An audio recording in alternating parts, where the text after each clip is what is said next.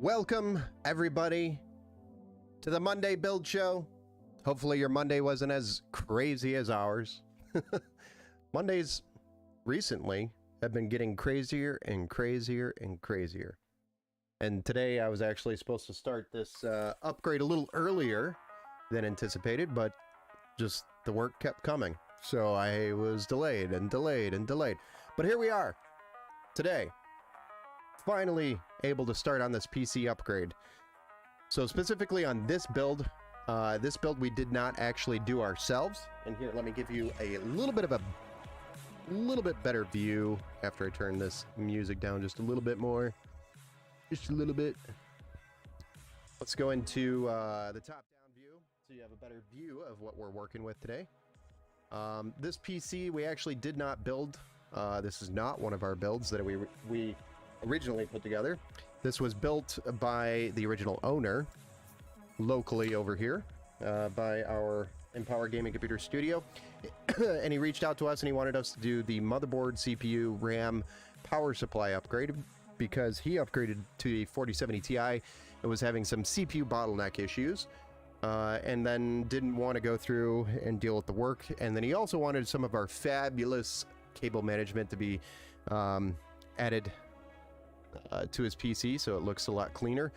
I can see right off the rip here we've got some cables here and there that could definitely use some cleanup to make it just look a little bit better.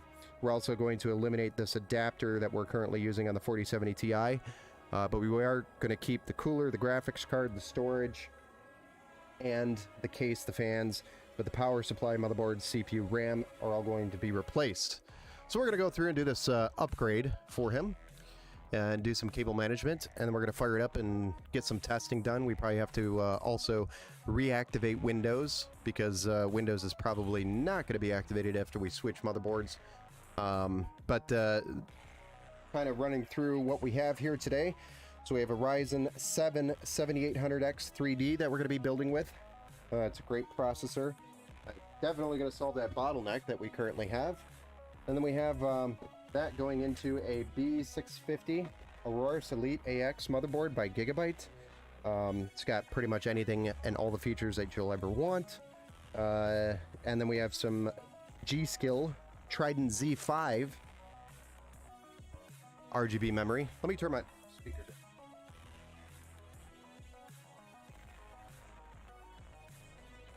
I feel like that was getting picked up in the mic. So this is the G-Skill Trident Z5 Neo addressable RGB RAM kit. This total of 32 gigs, I believe, and it is AMD Expo certified at EL30. So really good timing. I like this kit actually a lot. It's a great kit for the AMD platform, the AM5 platform.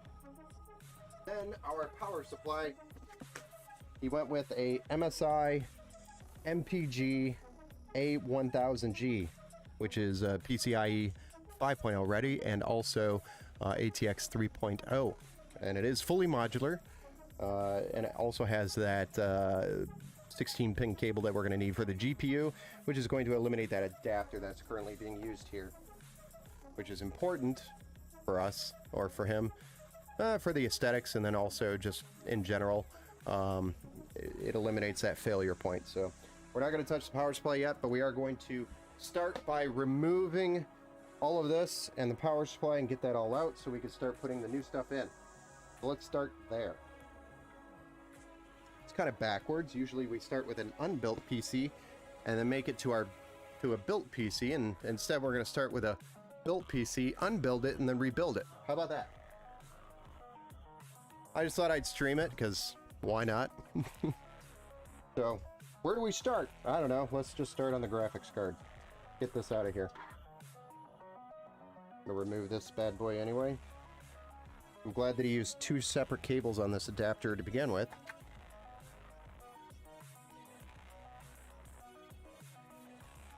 And then later after this, we're going to be building the Scout gaming PC, which is available on our website. If anybody's interested in that build. It's got a 4060, I believe, in it, as well as a i3, 13th gen i3, which has actually a lot of horsepower. I hate doing this part. Such a weird situation here. Sorry, you're going to be staring at my neck for a second as I get this undone. I don't want this to bounce off and then bump the motherboard. I just need to get that clip down without scratching the board. But this is an MSI Gaming X. Looks like Trio. RTX 4070 Ti. So it's a great card with a great cooler. Excellent card. Let's turn that music back up now. I don't know why, but that one track is just slightly louder than everybody else.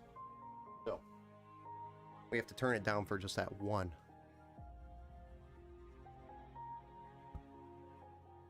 Okay, so go ahead and start, I guess, unplugging everything.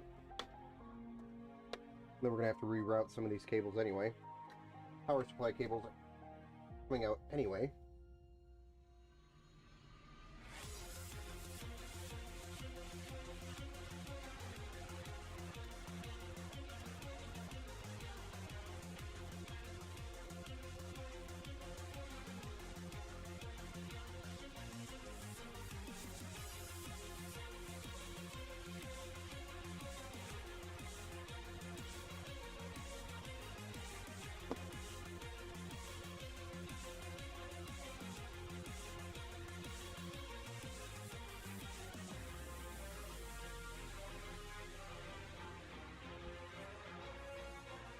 Kind of an awkward situation here. Trying to keep you over my shoulder, but at the same time, my shoulder has to be... Alright.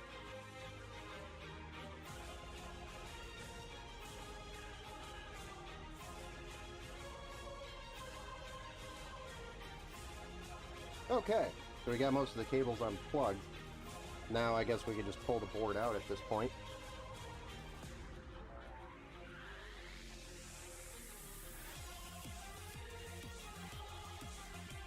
We'll be reusing these screws, so we don't want to mistake them.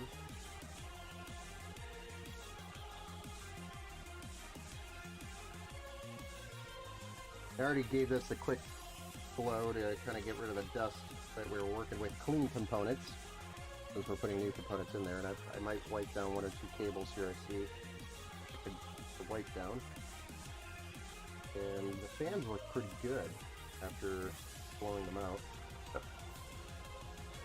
So we don't really have to do any major cleaning here.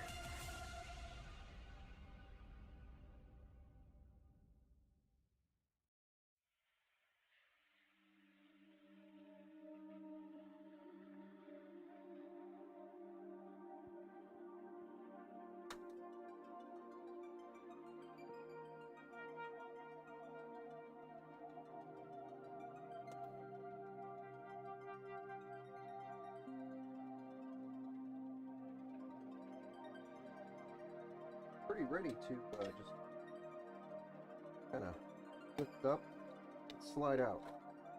Except I forgot the Wi-Fi antennas were still installed, so let's remove those so they're not a hassle while we pull this out.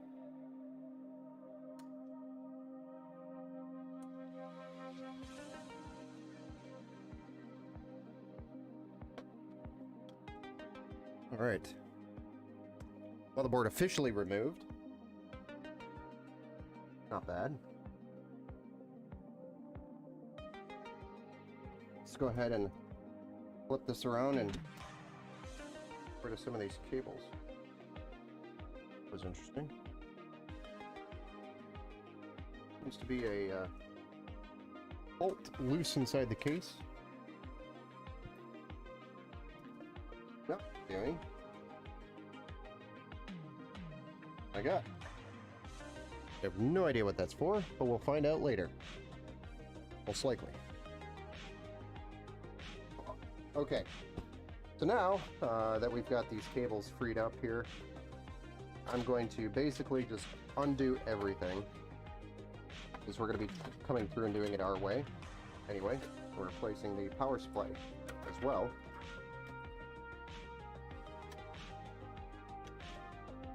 Looks like we have some hard drives in here as well. We'll deal with that in a sec. Need to get any zip ties that are remaining here undone.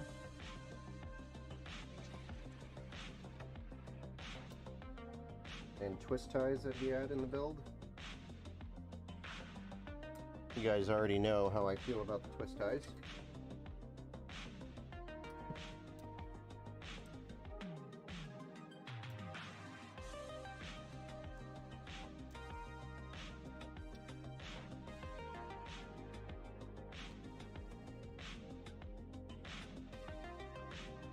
Kind of a weird route for that.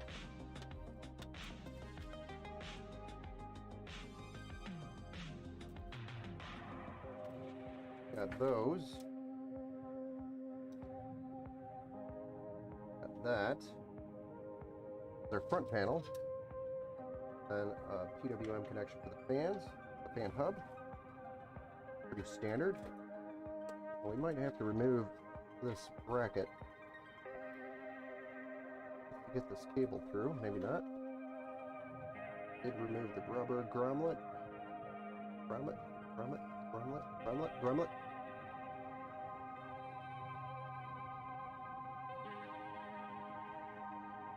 Well, this is, I've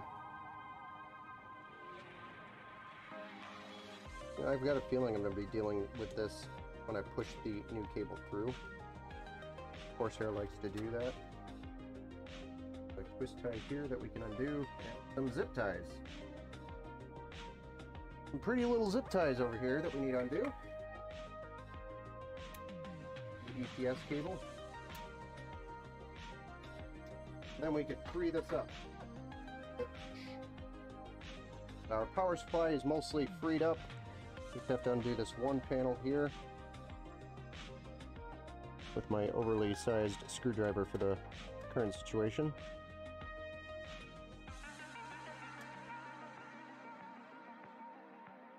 Just so we can gain access to that drive down there. We're going to have to probably remove this anyway.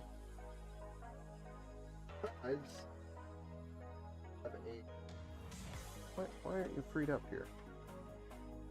Freed up. Are you kidding me? Maybe we don't bother removing that. That's a pain in the ass.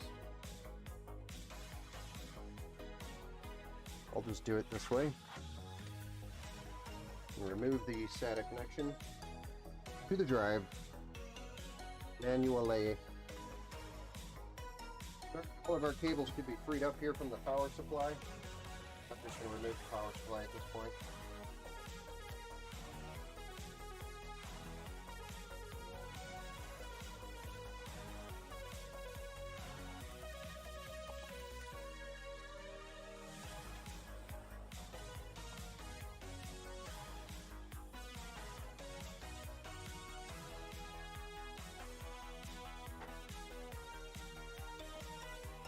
There's our Corsair 850 watt power supply that we removed.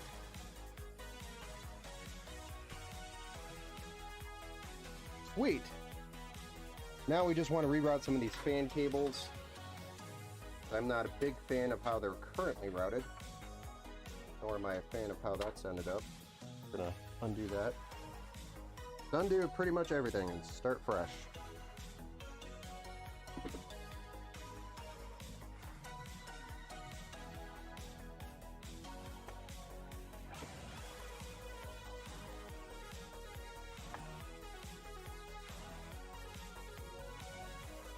I wish we could just remove this.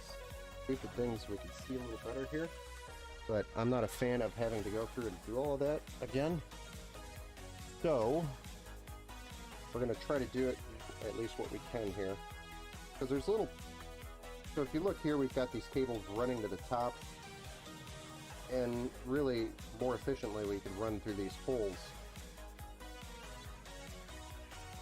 instead. It just makes it so if you remove this panel, you also have to reroute these cables, but that's what those holes are there for these cables. So we just got to find these cables, reroute them. I'm going to assume it's 1, 2, 3 going this way.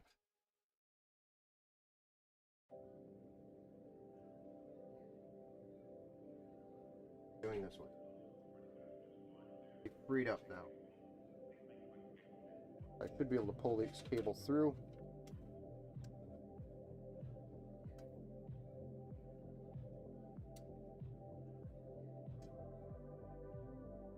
And then route them through the correct holes to kind of eliminate that clump of wires here at the top.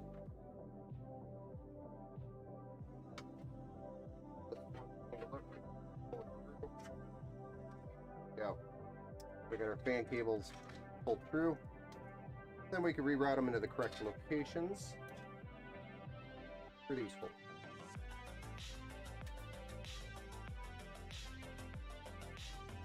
Here in a second.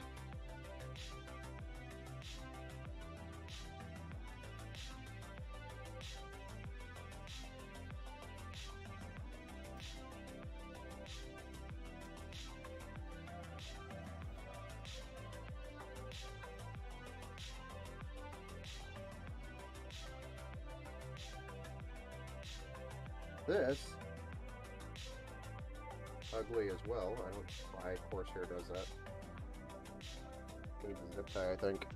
I'm just gonna need a zip tie there. We'll use a small white one. Plenty of white. So we'll... Yeah, don't care.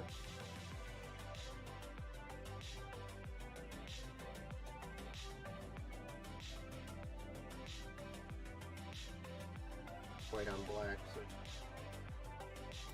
got black, use white. Yeah, white, use black.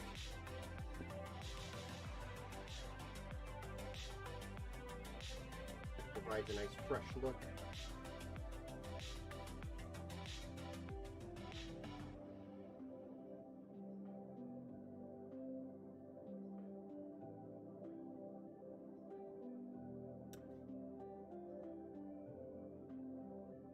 There we go, nice and clean. I cleaned that right up.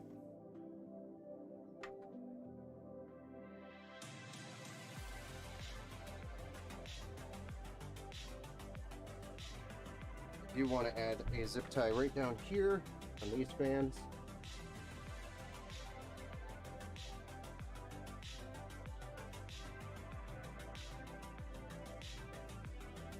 I'm gonna clean it up nicely as we can.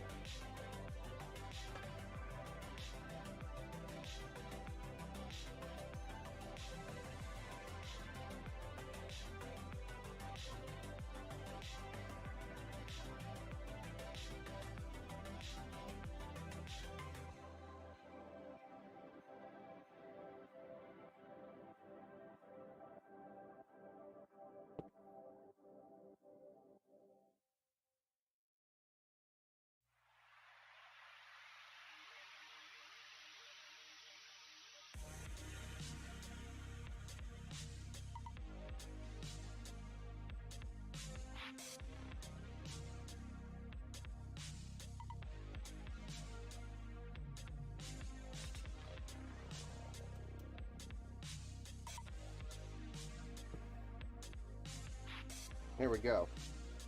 Look at how clean that looks now. So much cleaner. Can barely see the cables now.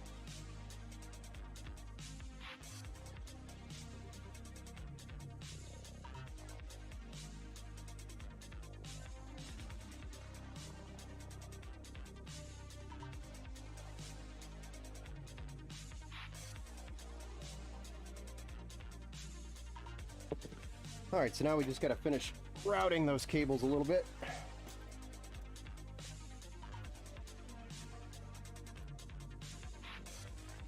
Need to get them all the way up there.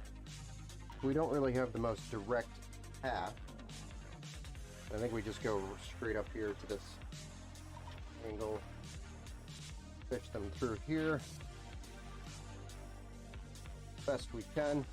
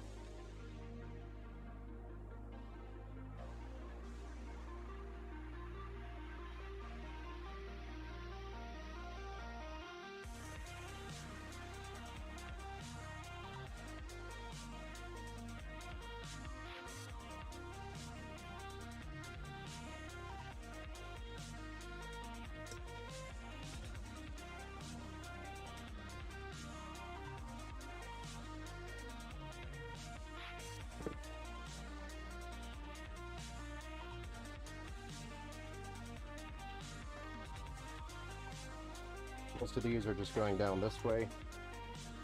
So we can activate that. Okay. Got a PWM connection, PWM connection, RGB, PWM for our RGB connections.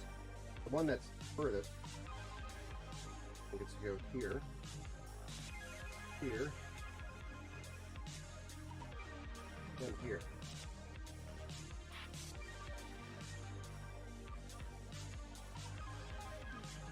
And we'll pull the slack through. Kind of like this.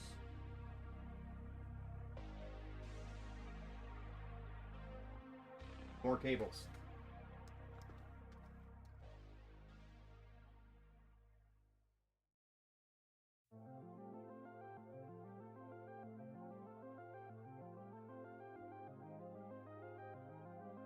One, fan two, and the fan three. Yep.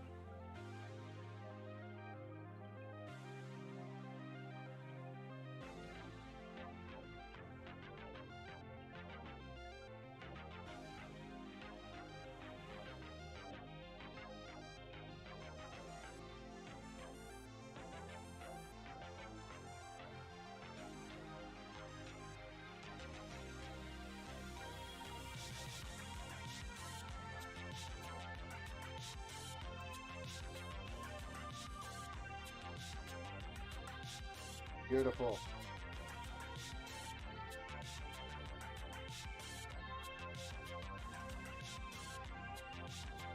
We got a USB connection, power. We're going to run these probably down this way. Same with these. Can.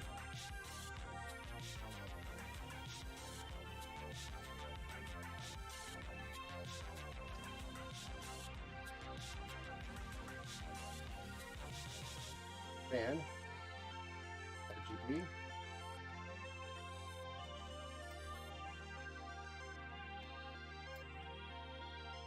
Get them underneath those. Get them underneath those, you know. That's best look, I think, here. Now all we got to do is get this zip tied there.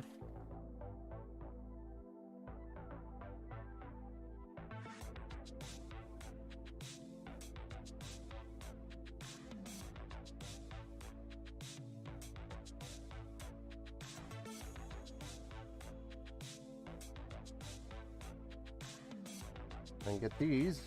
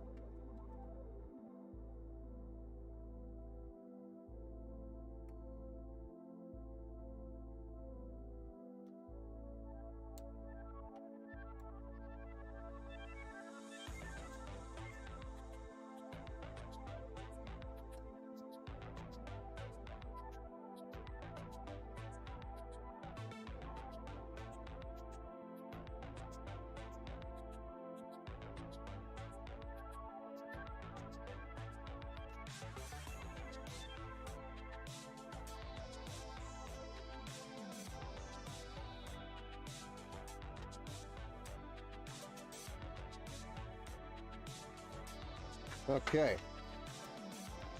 So now that we've got the basics kind of down pat so far, so to speak, we could kind of just put one of these up here at the top. Just to kind of hold these in place, and maybe the second one as well.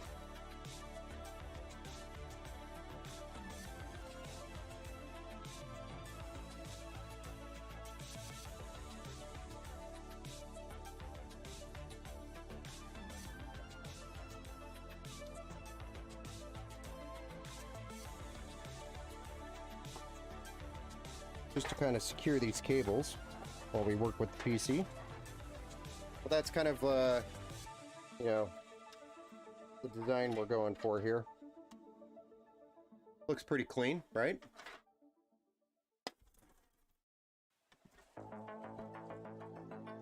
Alright, so I'd say the case is pretty much ready to receive parts.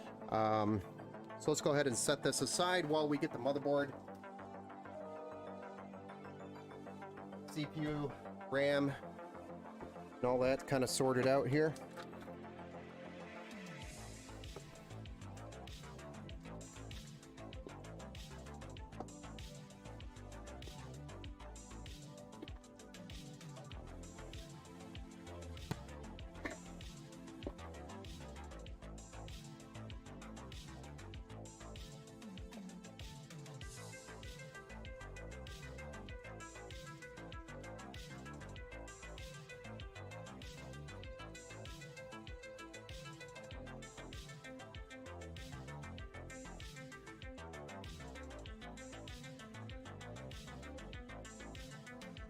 a little warm in here.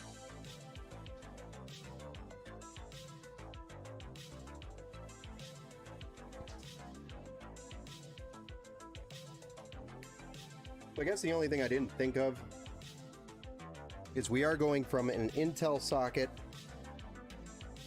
to an AMD socket. Shit.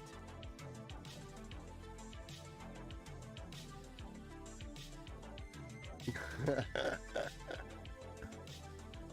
that's a problem with the cooler. One thing I did not take into grasp. Hold on, we gotta call the. We gotta call this guy and let him know what's going on. Give me like 5 minutes.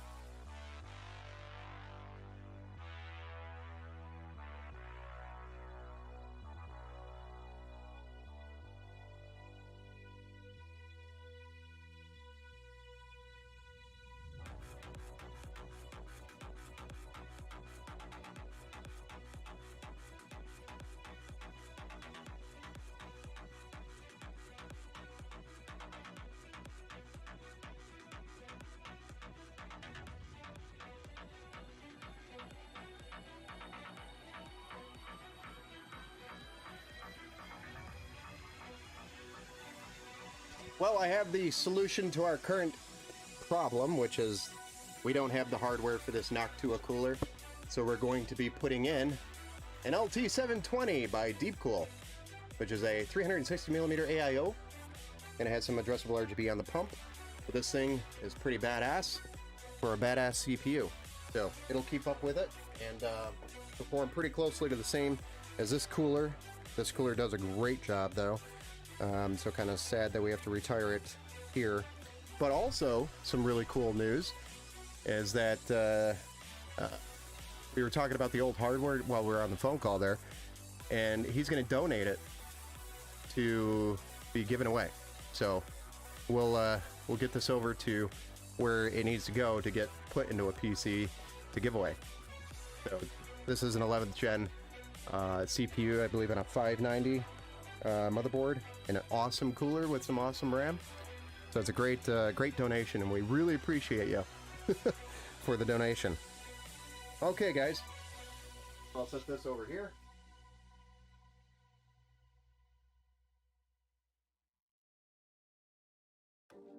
We're not taking anything off that old board. We're going all brand new with a new cooler now. Okay, so moving forward, let's go ahead and get the CPU mounted or installed. This is a Ryzen 7 3800X 3D. I don't know why I said 37. I guess I'm just special like that. There's nothing else in this box. It's just literally a big chunk of foam. Let's go ahead and put it back together. I don't know if he wants to keep his boxes or not, since he purchased the hardware. I'll leave it up to him. Just keep it nice. Okay, we're gonna get the CPU installed. We're gonna open up this new AM5 socket.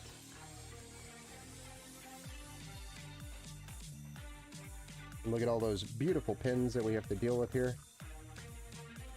Remove the CPU from its plastic casing and drop it in place carefully. Like so. Then we'll drop the front plate down and the hammer down. There we have it. And you want to keep these because if you ever have to send the motherboard back to the manufacturer for RMA purposes or warranty purposes, they will not accept boards with pins without this plastic cover. So always keep these plastic covers from your motherboard. Always keep them.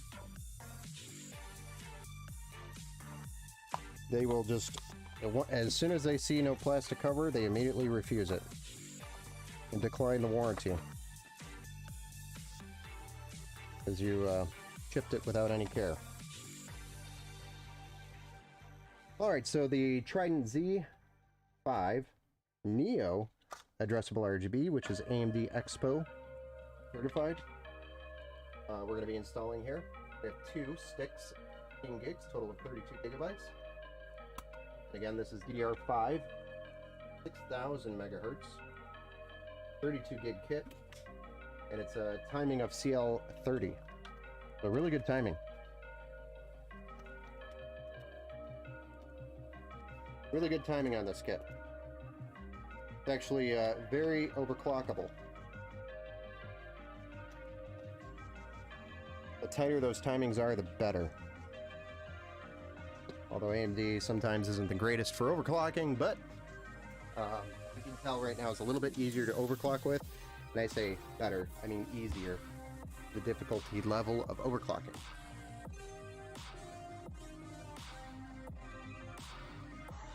Okay, so let's go ahead and get this cooler actually out of the box so we can get the mounting hardware on the motherboard here before we put it in the case, because I don't want to have to remove that back plate from the case.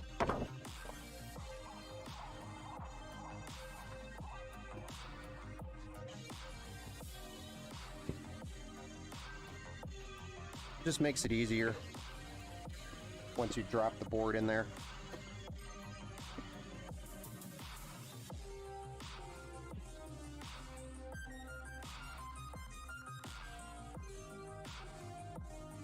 We got 3 120 millimeter fans for the cooler. These are awesome, high performance. I believe they go up to 2,000 or something like that RPMs, which is really good. Super fast. It'll move a whole bunch of air as needed. And it's a 360 millimeter radiator, as you can see. And it's white to go with the theme. That's kind of cool. And thankfully I had this on hand ready to go, because it would have been kind of stuck in the water here. But this has the AM5 brackets that we're going to need to get this installed.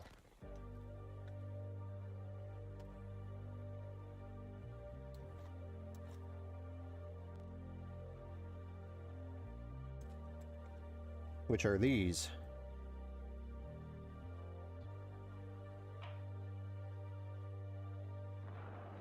We're going to have to remove the plastic brackets that come with the board stock.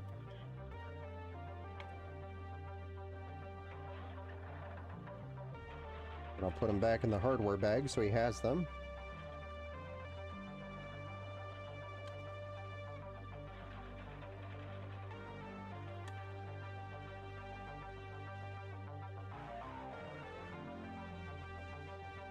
We are going to be using the back plate that comes with the motherboard.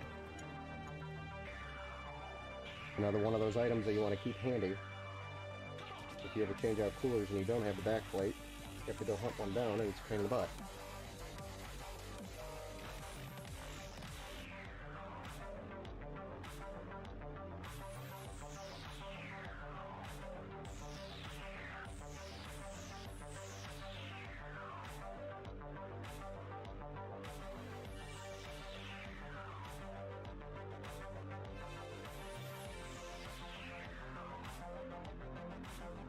Alright, there we go.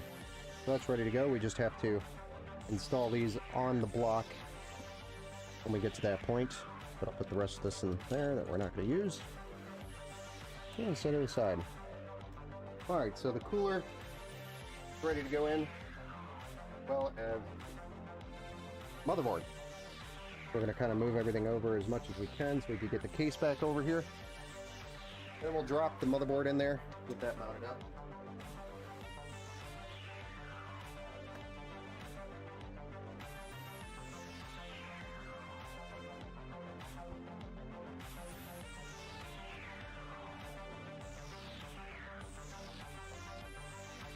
There's this beautiful case again.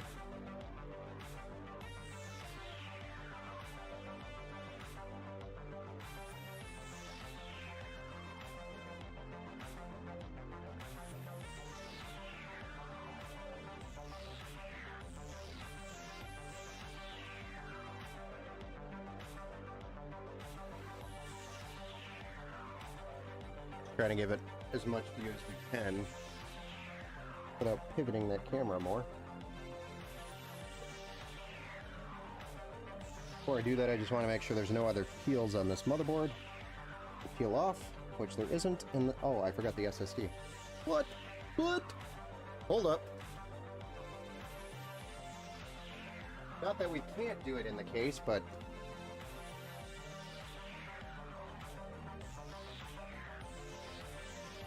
kind of need to deal with that.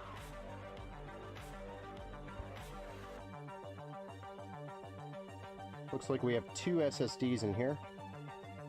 We're going to put one here and one here.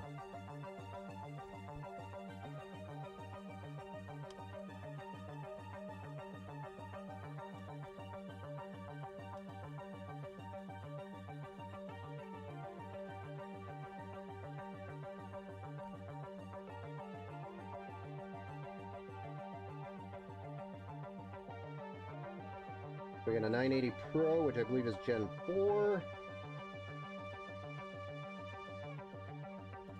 That'll go in that top slot.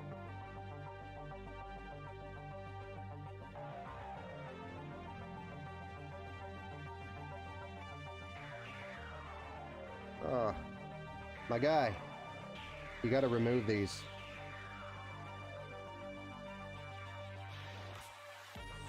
Never good when you see that. Means your drive may have cooked a little bit. Probably not too bad. You gotta remove those plastic things from the heat pads. And I see that a lot. People just don't know that they have to remove those. Because that's what will transfer the heat off the SSD and onto the heat spreader, cool down. If not, it kind of just gets trapped there. And it also creates some discoloration on the SSD as well.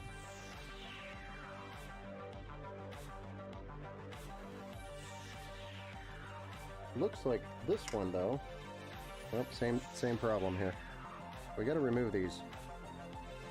We'll just keep it on there since it was on there already. So we got another 980 Pro. We'll put that one in the bottom slot.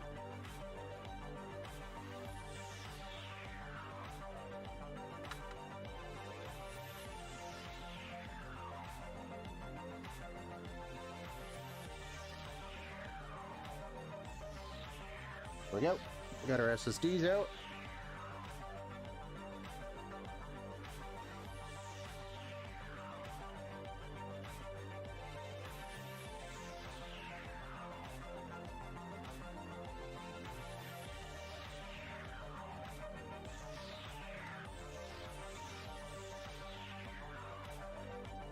We're going to remove that peel.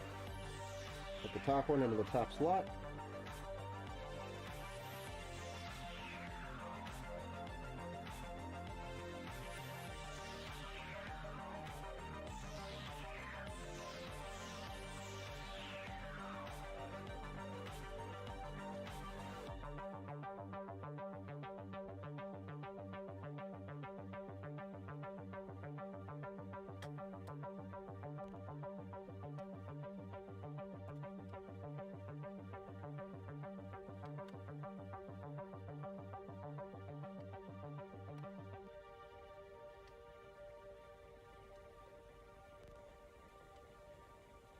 Another heat spreader,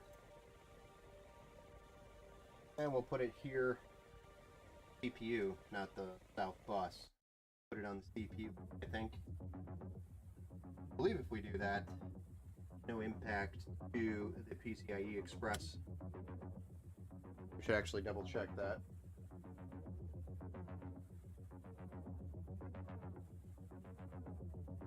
There shouldn't be. I'll double check it.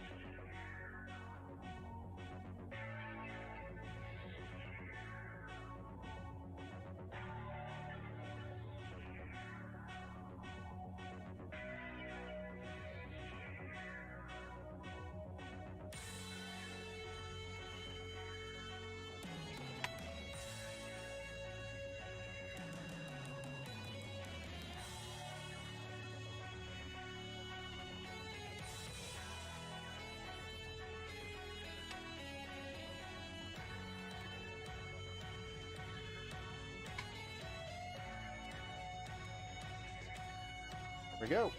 Got our SSD installed, our hardware for the CPU cooler, our CPU installed, and our RAM.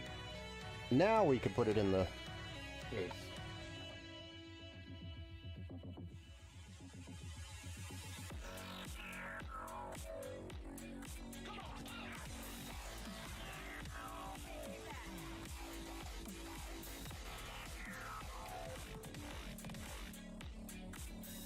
Beautiful. Yes.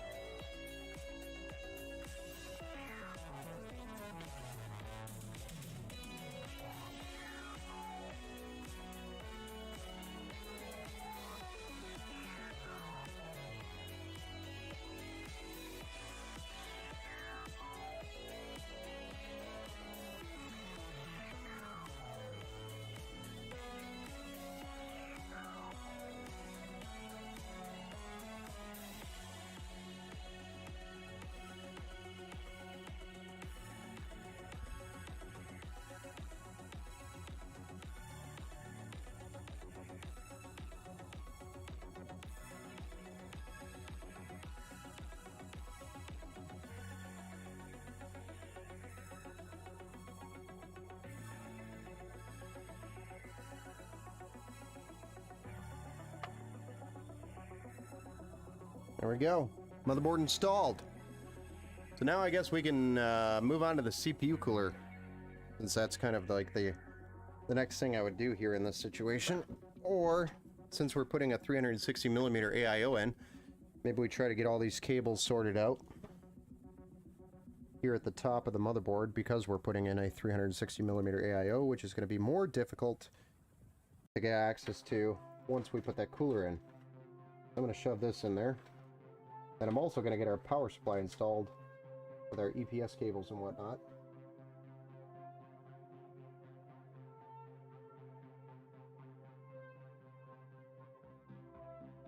So we could get these filled out before we put the cooler in and make it pretty much impossible to get to it. But it is a modular power supply, so it'll make it easy.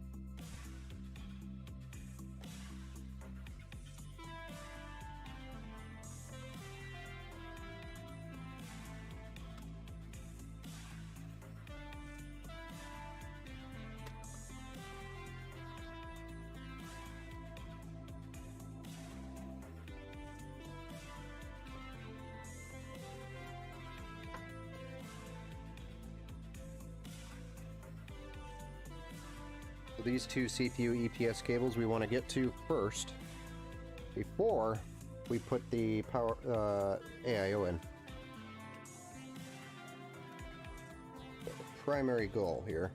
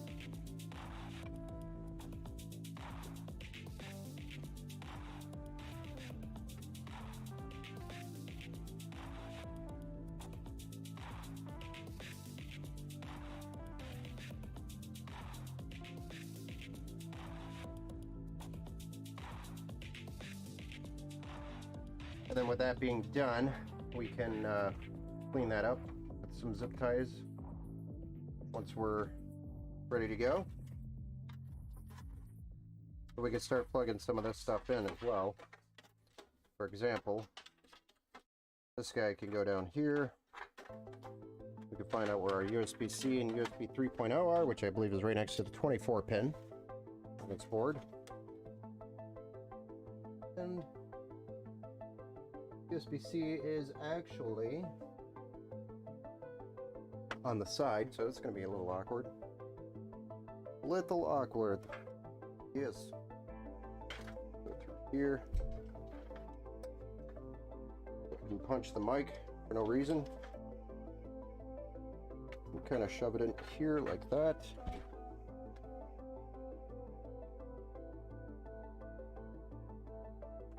Make it damn near impossible to get to.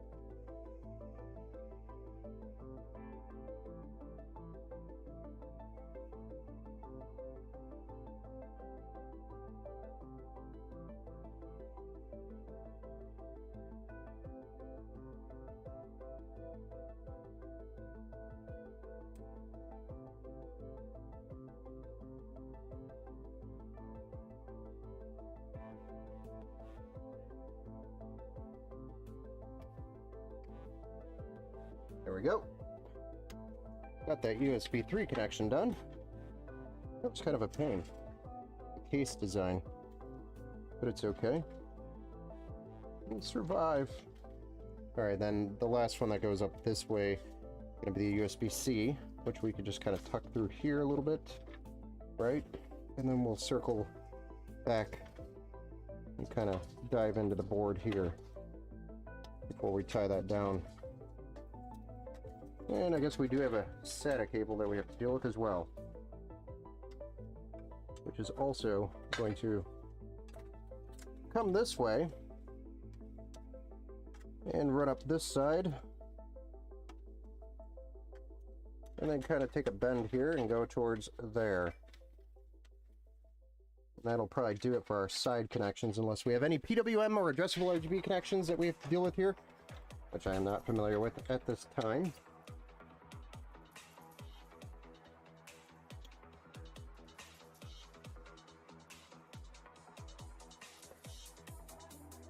I wish I removed this panel. It's okay, we're almost done with dealing with it anyway.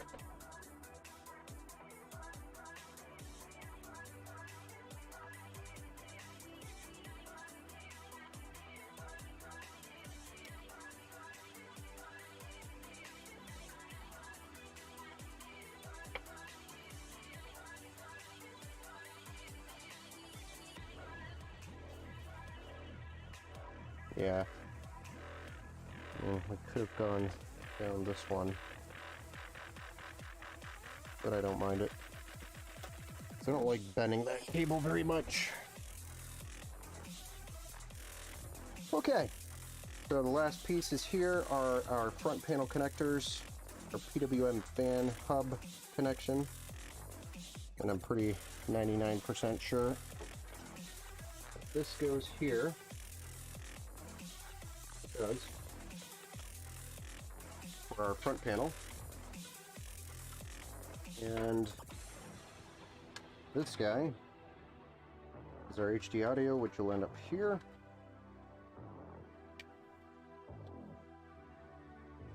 Kind of a bummer on that side.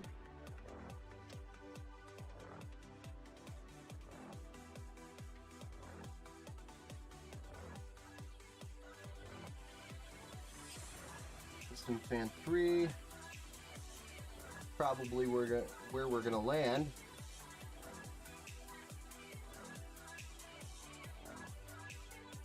Unless we keep it up there at the top.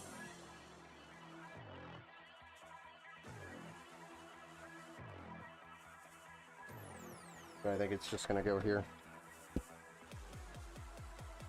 Honestly. Roll that up. Want to make sure. Nope. Use system fan 3. Not gonna argue with it. Sorry, I bumped the camera.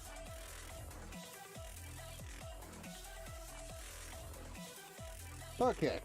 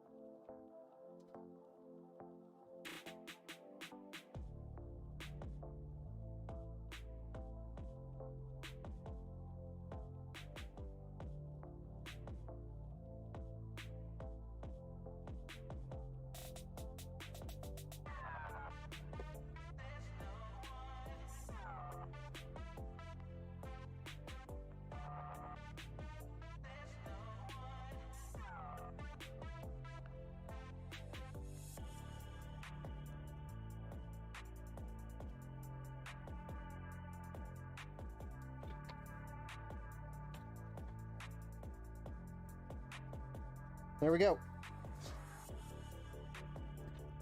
Got all these cables plugged in here, nice and neatly. Looking super clean. Right? Alright, let's get that AIO installed.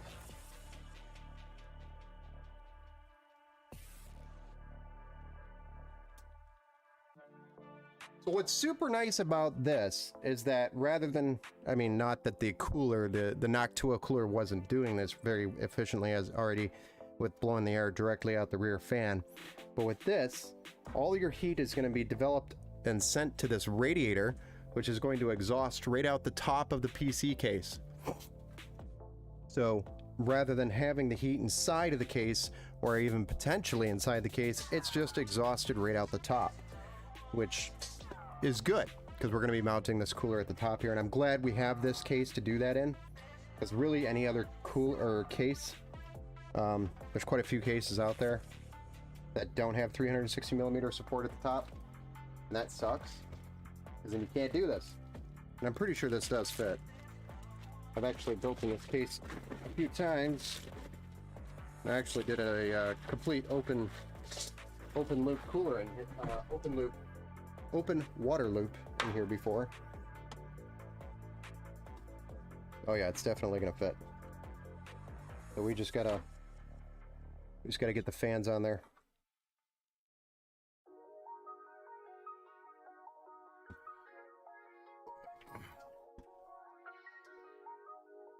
It's gonna go in like that, which means our cables need to be on this side, facing me.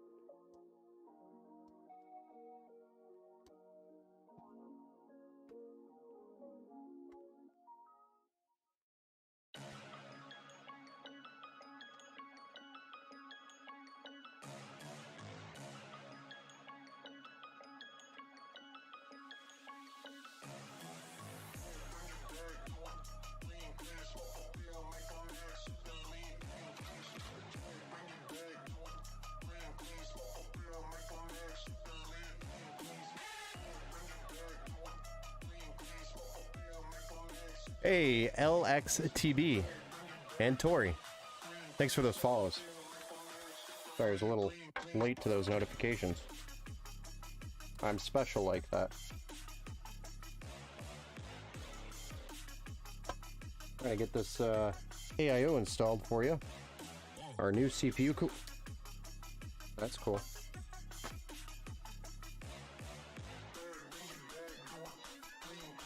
Our new CPU cooler.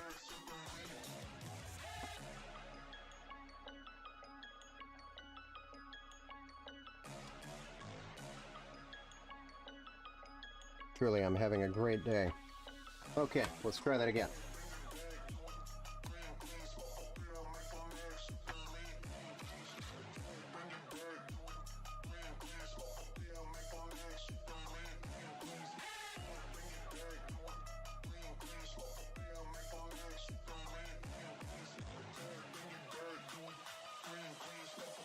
This radiator is going to exhaust all of your CPU heat directly out of the system, which, as I was saying before, absolutely fantastic.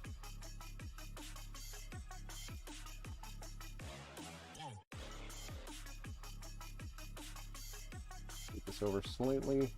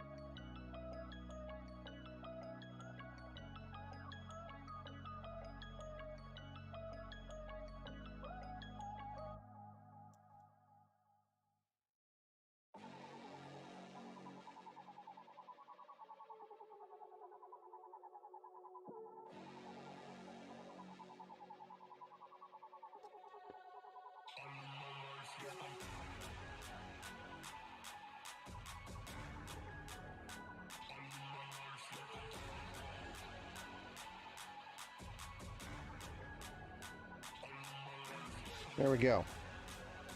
Our cooler is installed. Now let's lay this back down and get the block on there.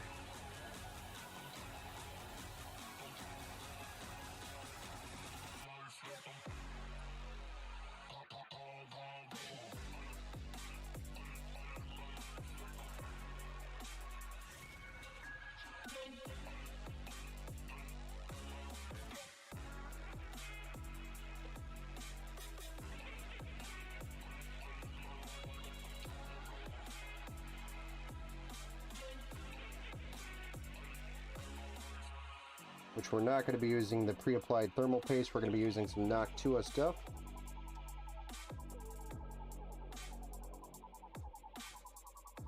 If I remember correctly, we're going...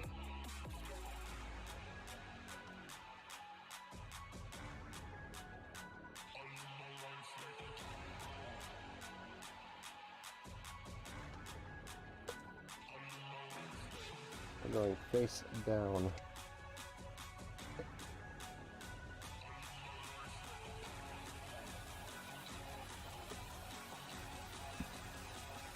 Just need some of the mounting hardware here for this. Then we'll apply that thermal paste and get this bad boy mounted. Now the only downside is when it comes to this. Right?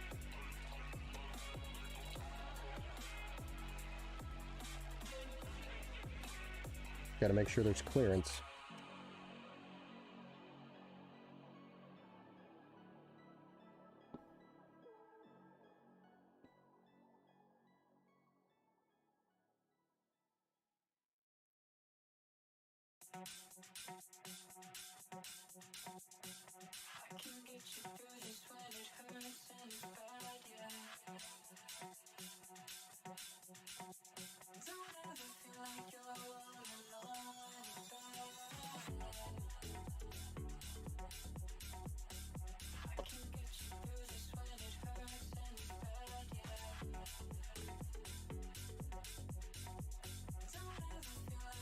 Might be good to remove that.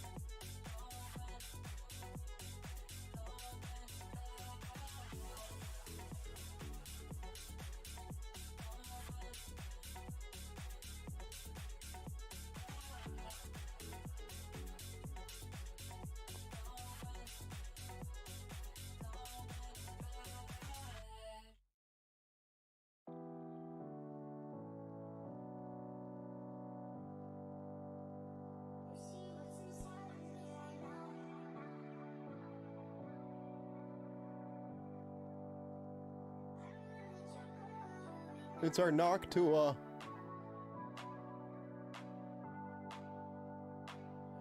Not that my camera actually focused on it, but oh well. It's the NTH2.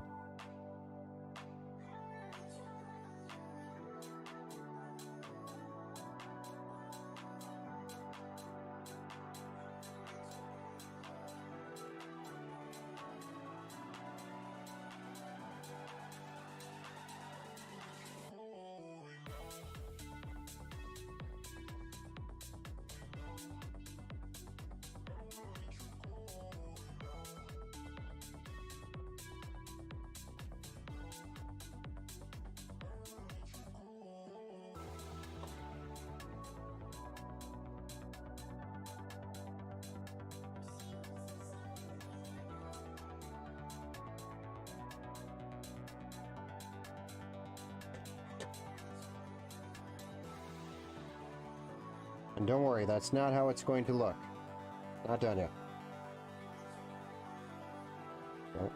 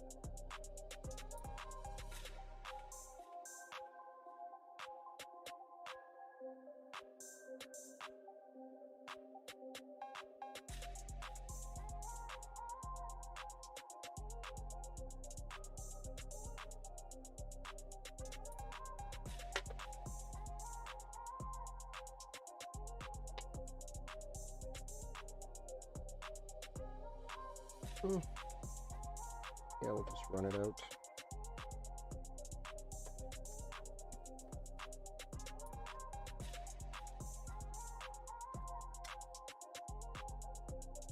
Back up and over.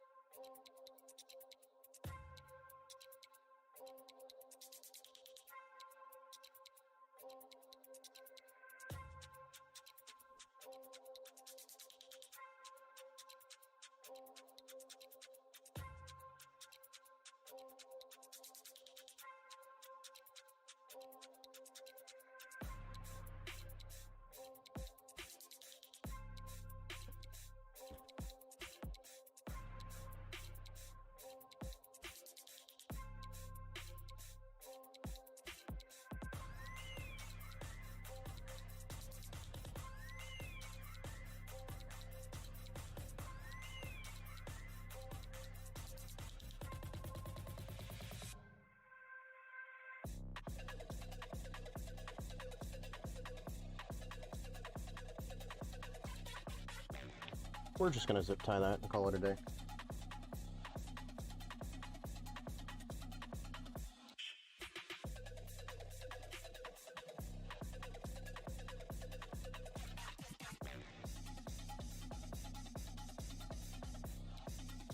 Okay.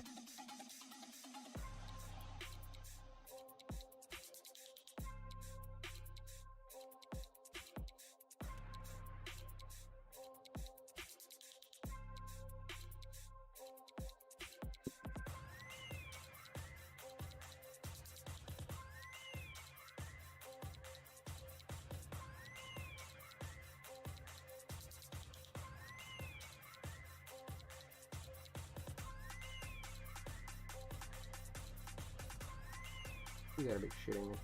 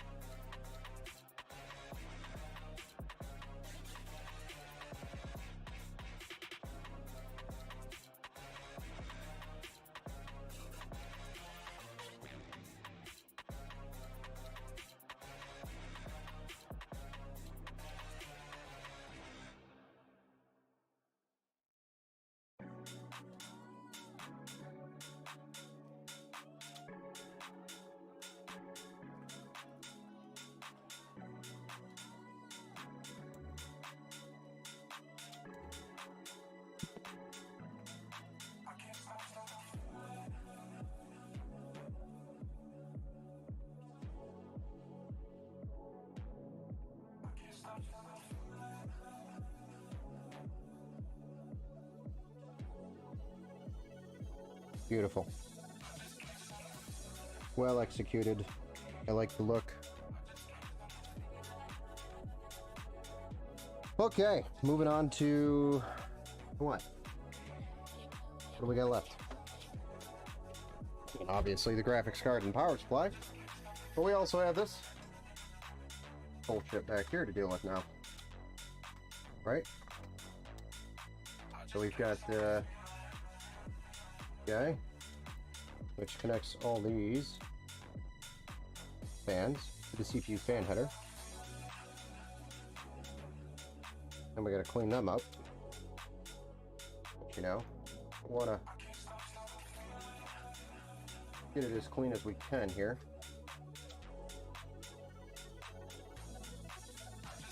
The sock drawer, so to speak.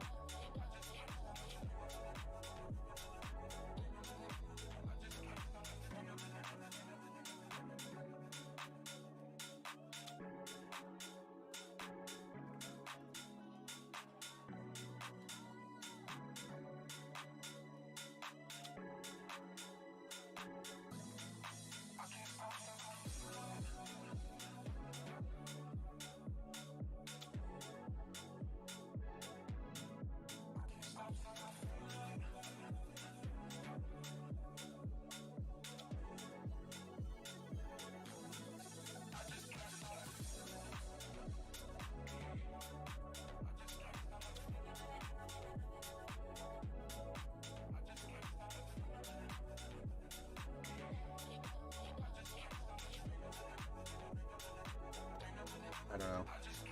Like this.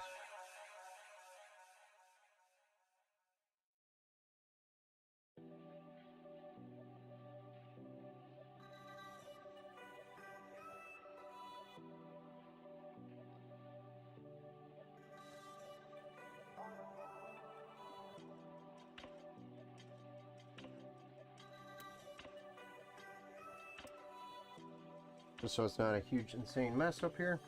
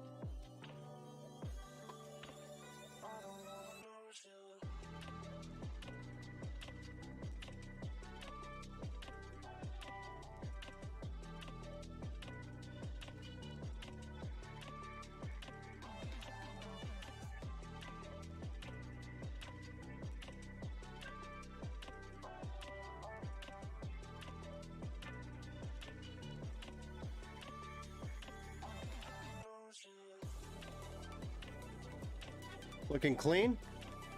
I hope so.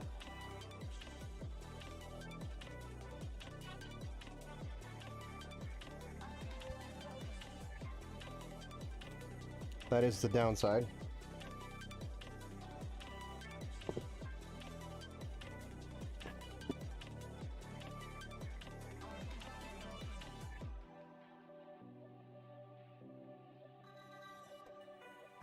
Alright, let's get this GPU installed.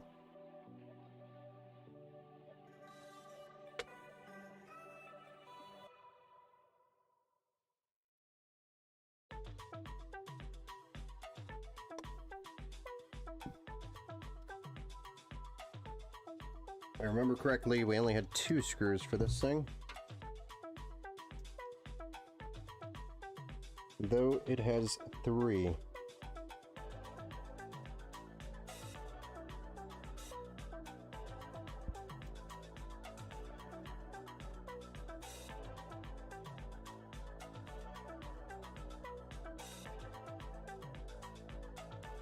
We also have a little bit of sag started in the card already. So I would highly recommend that we get a support bracket here to help hold this card up. MSI is unfortunately not one of the ones that put the support on the cooler from the back plate here. So unfortunately, you're already seeing the impact of some sag on the card. I've got one, but it's not in white, it's in black.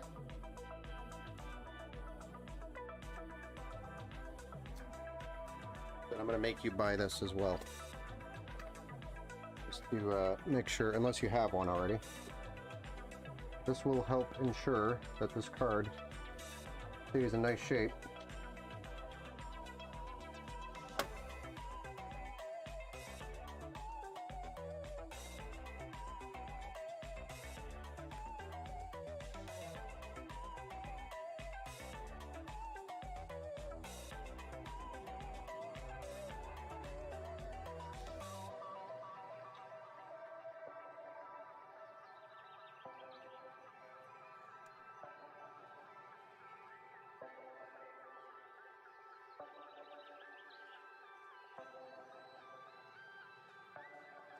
That'll help support it.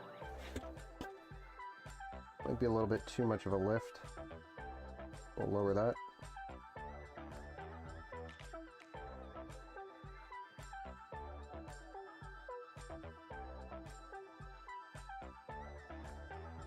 Much better. But we want that because it'll help the sag and keep the card from getting damaged over time.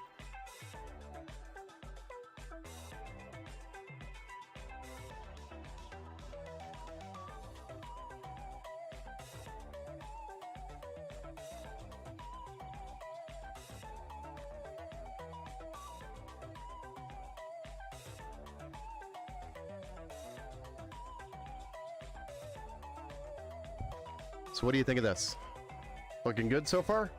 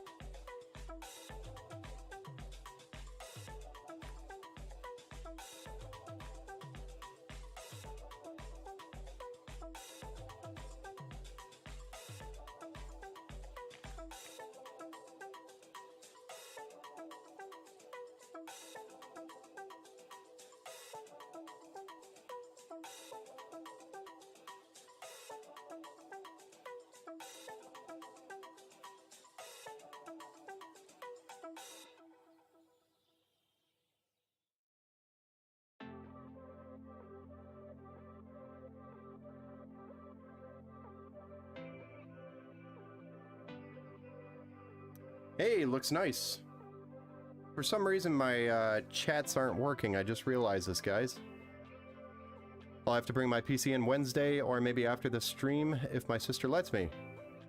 Gotcha.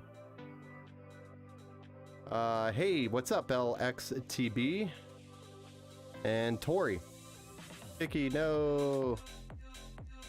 Picky FPS. I got a HyperX mic as well. Nice. Hey, Tori, I'm sorry. For some reason, the chats are not showing up here. I don't know why. I just realized my chat is just, like, dead, and then I was like, let me look at this. And for some reason, my chats aren't working. So I just pulled it up in the panel. So I don't know why it's doing that. So I apologize if y'all have been chatting and I missed it. I just refreshed it, so we'll see if the chat box or the chat window actually works. That's the first time I've ever experienced that.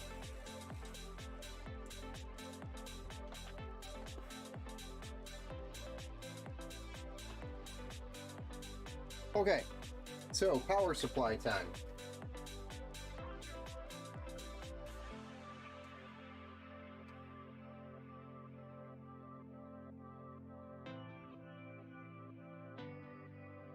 So this is a 16-pin direct connection from the power supply to the graphics card. This is the one that you want to make sure is completely connected, 100% connected on both ends, obviously. But we also don't want to bend the crap out of this cable. So this is also a requirement, not to bend too crazy. So we want to try to keep it as straight as possible to the connection so it's not pulling the cables away from the pins, which we have here perfectly as is. And then we got our 24 pin, and then it looks like we'll need a SATA connection as well for the power, the hubs.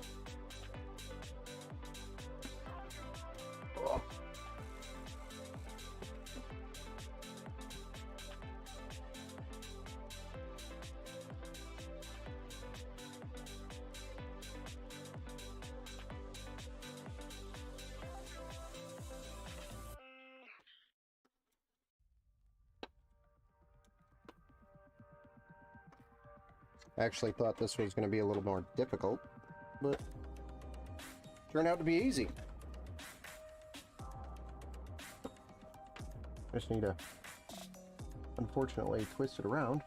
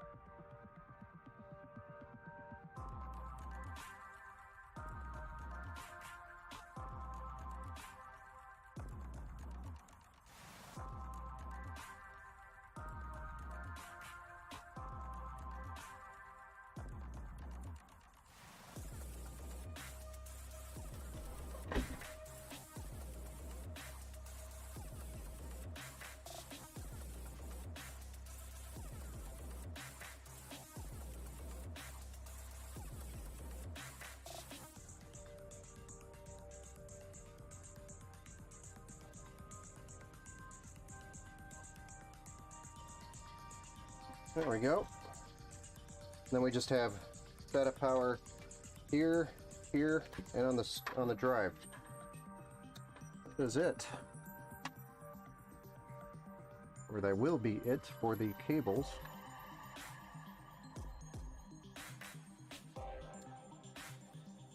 See why you had this this zip tied up here nice and neatly previously. Probably just going to do the same.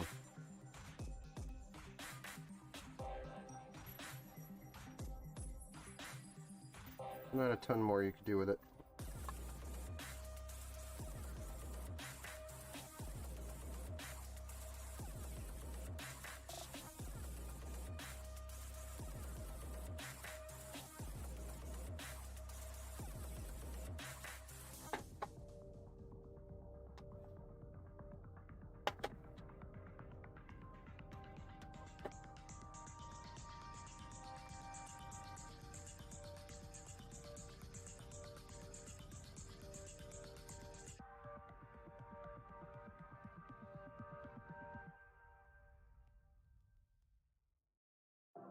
Not a whole lot more we can do with it.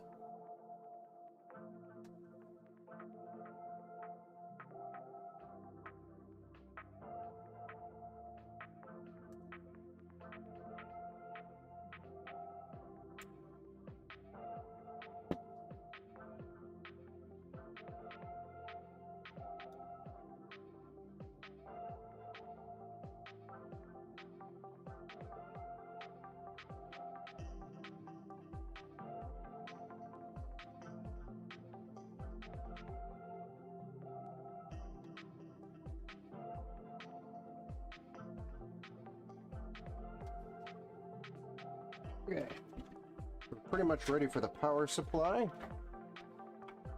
Hey.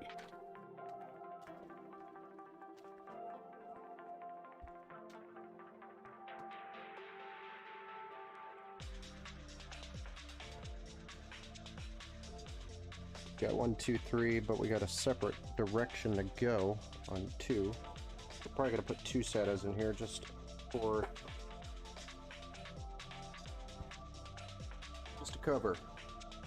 Cover the butt.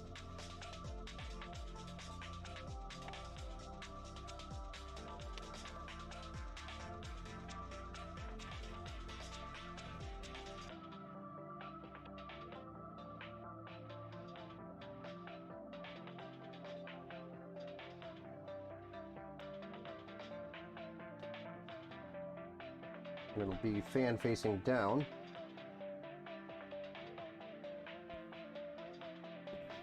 Guy's gonna come in this way.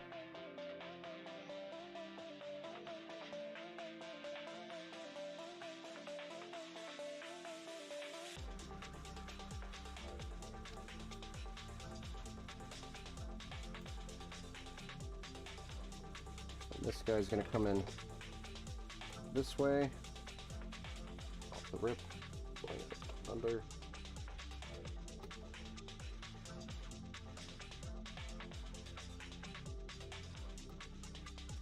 And this guy will sneak in here and connect here. There we go.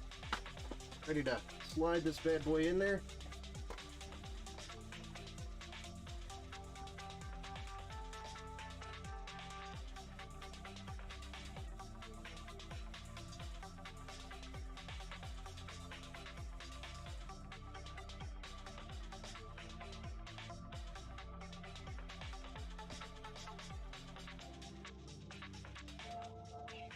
Get fired up.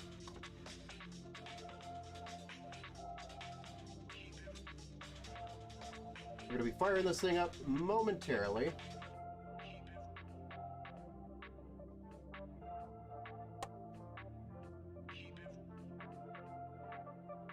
And we'll see if I built it right.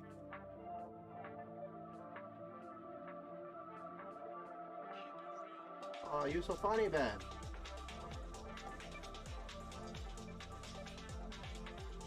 Why are you so funny?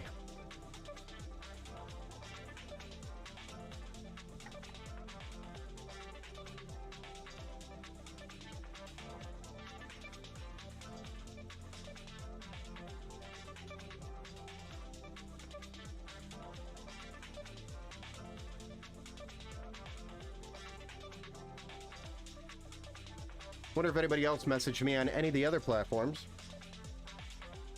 Because that kind of sucked. Not seeing any of my chats.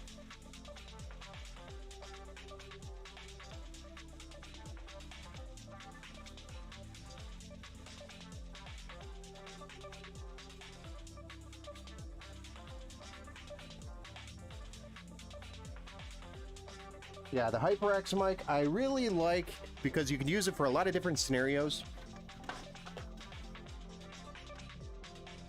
And because of that, I like it. I guess that's the main reason why I like it.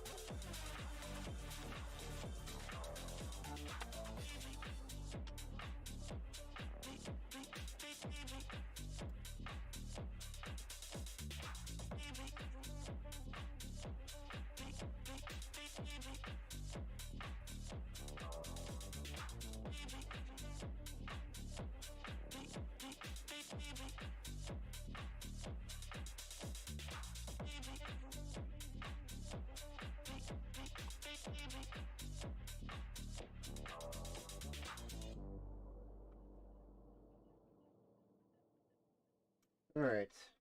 Get this thing under control here. Fortunately, we crisscrossed. Oh.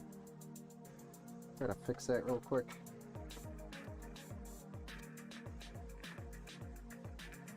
Without the crisscross.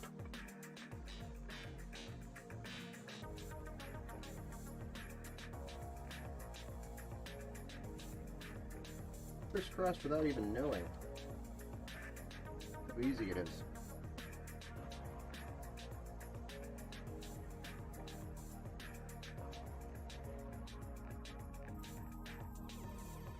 Hey! The chat's working again. It's amazing. All I had to do was refresh it.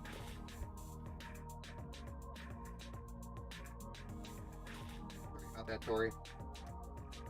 Normally, the chat always works.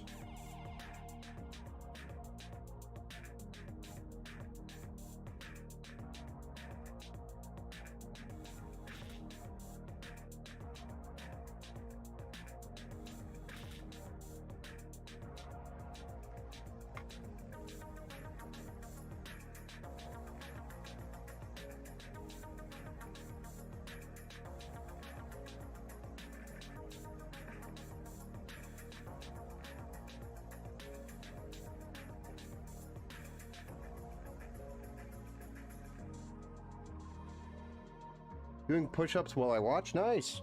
Nice, nice, nice. Gotta pump that up. Pump up that jam. No, not the right pump. I'll pump. Let me pump you up.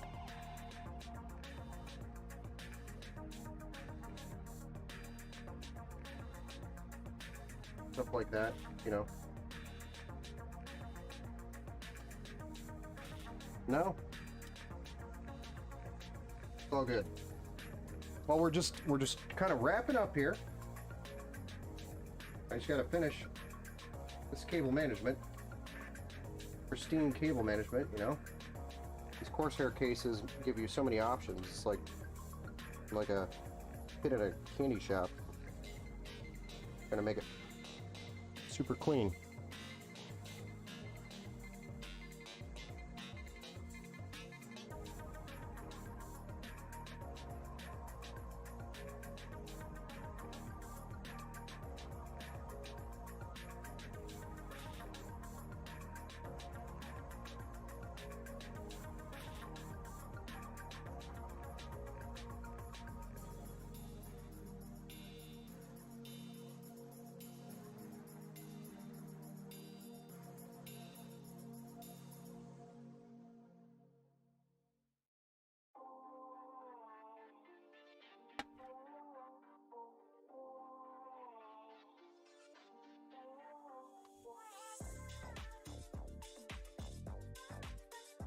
I don't know, that's pretty clean. I don't know if you can do a much better job than that.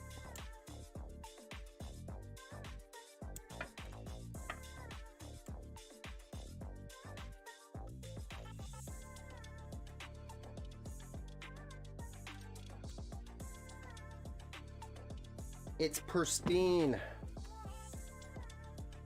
That clean enough for you? Close? Yeah, almost there, bud. Almost there, man. Let's admire that cable management. Give you a nice close-up, you know?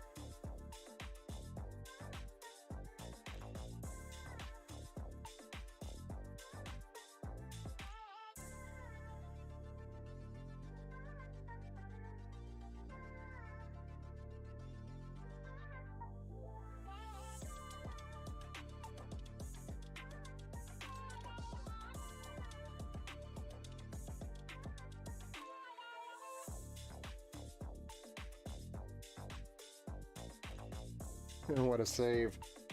What's up, Agent Smith? What's going on, man? How was it going?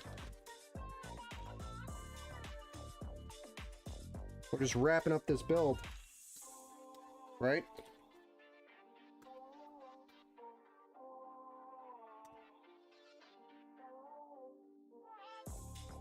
Oh yeah, I got these three to put back on.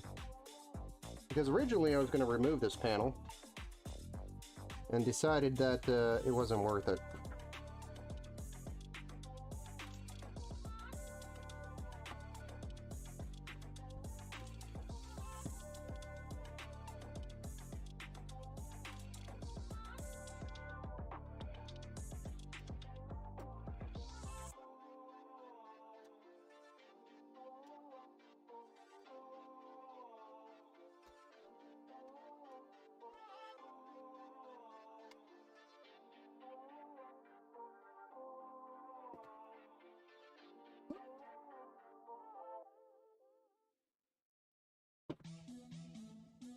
All right. Got a bunch of extra cables for the power supply.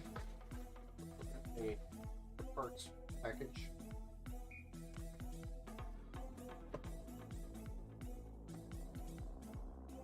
Okay, the moment we've all been waiting for.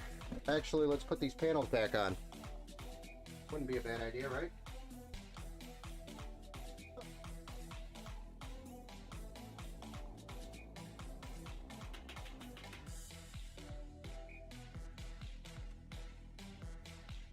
You mean I could have hid all this cable management this whole time? No, I knew that already.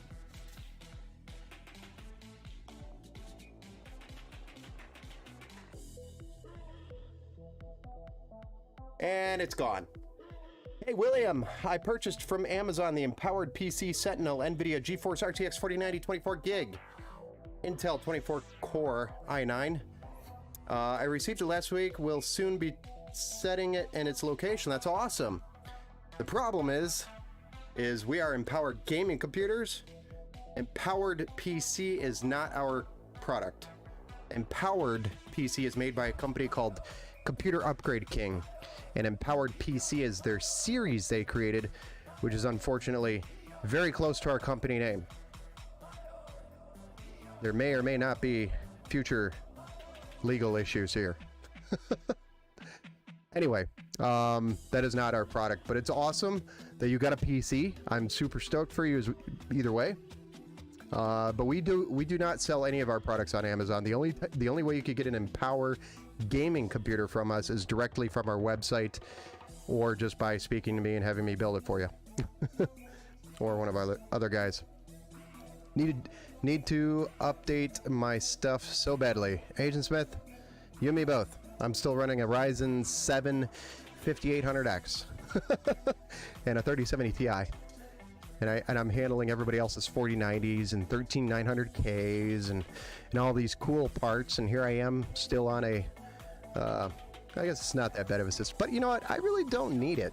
I don't need that horsepower. That's why I took it to them. Nice. Had a 20% bottleneck from the CPU. Nice. Bummer. I was hoping it was you guys. I know. We actually get this a lot. So, William, don't worry about it. It happens. Trust me. At least 50 times a day. What's your GPU? Mine? I have a 3070 Ti. I don't know about Agent Smith. I don't remember exactly. So I have a 3070 Ti currently, but again, really the only thing it's doing is running the stream. I play a couple games here and there, but meh, you know. Agent Smith, you're still on a 2060. You know, the 2060 is still a pretty good GPU. It still can run anything in 1080p. Still should handle it. Still has ray tracing, maybe a little bit behind on the ray tracing, but you got the 3070 and a 1070 to sell. Oh, nice. Well, Tori, Agent Smith, this is Tori. This is his PC, by the way, Agent Smith. Tori's PC.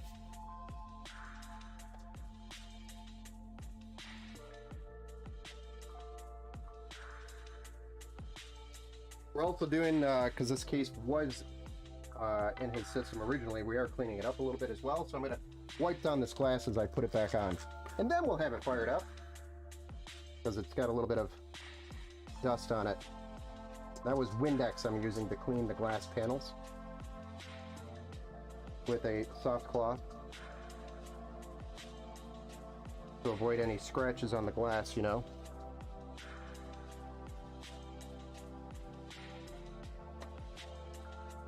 And William, you are always welcome here to hang out, even if you don't have one of our PCs and you want to learn. You'll learn from one of the best builders in the state of Michigan.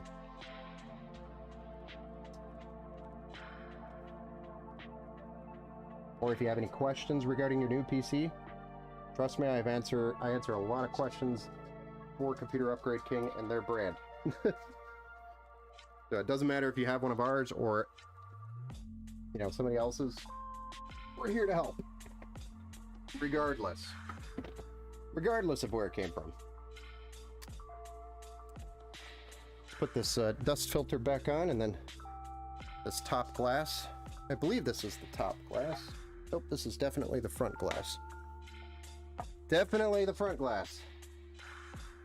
Which we cleaned the mesh. I actually found in your front mesh, Tori, a mosquito that was very much so gone, unfortunately, well, fortunately. But he was hanging in there for dear life. It looked like he got sucked into there, and the fans were so powerful it just wouldn't let him go. But I just wanted to let you know, your PC actually saved you from a mosquito bite. Your PC saved you from a mosquito bite. That's value.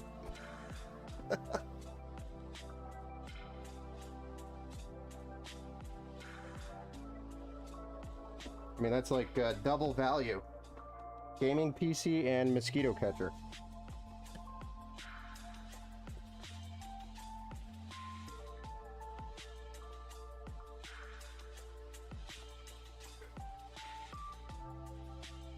If you have a loved one out there that, or a significant other one that isn't letting you upgrade your PC or build a PC, you can use that as a benefit of having a PC in the house. It double downs as a mosquito catcher.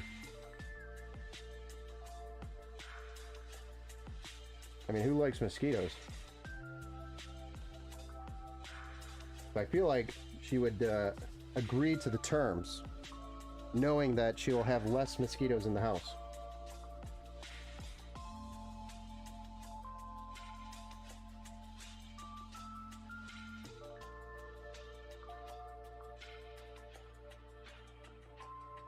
Am I right or no? Maybe I'm crazy.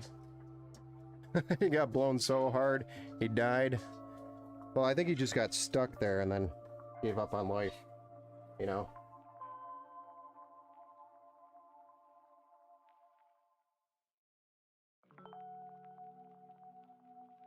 But for those guys out there that have significant others that aren't letting them buy their PC, dream PC, you know, you should let them know.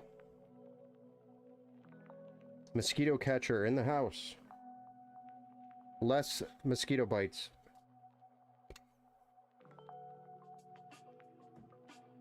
I mean, they glow just like they would the outside, right? I think this goes towards the front.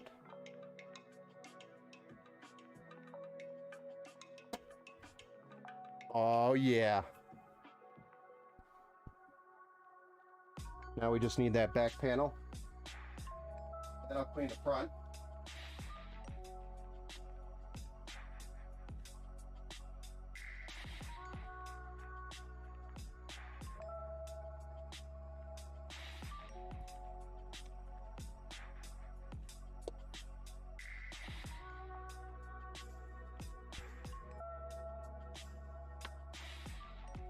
Couple scratches on this panel.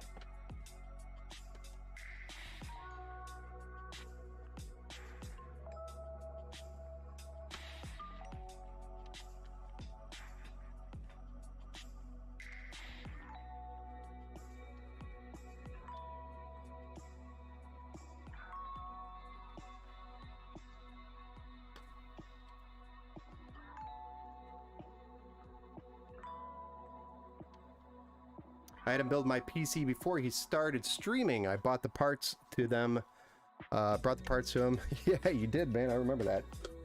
It was in that crazy looking case, right, man? Super crazy looking case.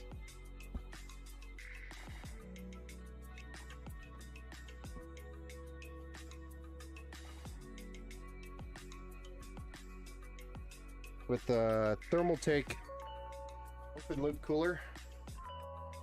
No, chat bot, damn. Followage. Chat bot, what? No chat bot? Damn. Oh, yeah, I know. So when I'm streaming to multiple platforms, my Streamlabs bot doesn't work because I'm streaming to restream, not directly to a single platform. Eventually here I'm just going to decide, hey, screw Facebook, YouTube, and Kick, and only stream to Twitch, I think. I don't know. What do you guys think? Should I stay on the other platforms as well?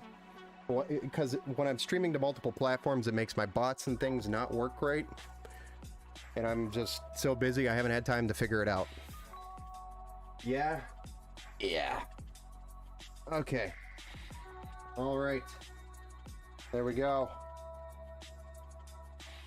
Let's plug it in and fire it up. And don't worry, I'll get you a side view here in just a moment. Here, oh dear. Here we go. We're going to plug it in and fire it up. Make RGB happen. We'll see if it's it even posts, you know. That's an important piece. We get a post. Kind of important.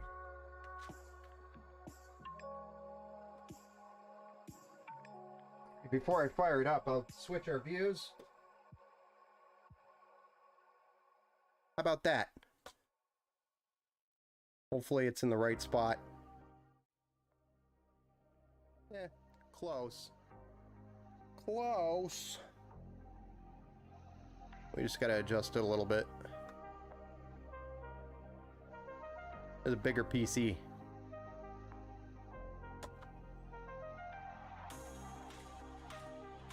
Yes. Okay. Who's ready for me to push that power button and see what happens?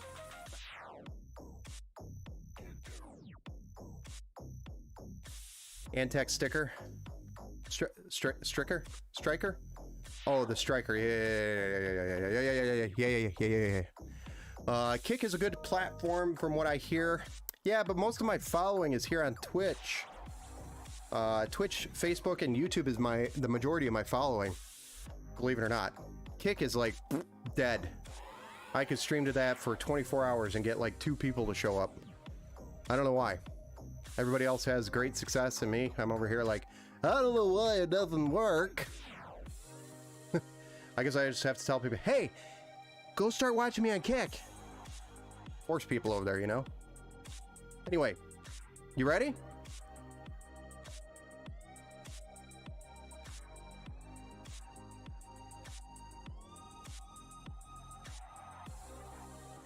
Alright, I'm gonna push the power button. Tori, I hope you're ready.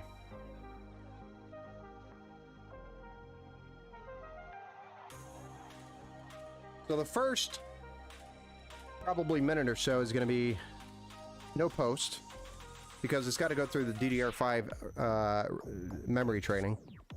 But I do like the RGB I had going last on here. Pretty sexy. If I don't say so myself.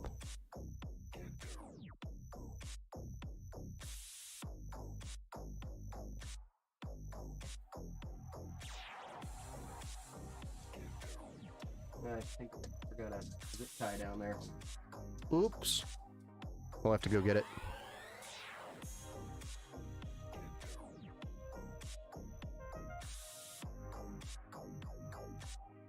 Well, I mean, look. Would you look? Well, would you look at that? Looks pretty cool. Still waiting for the board to actually post. Please hold. DDR5 does like to take its time.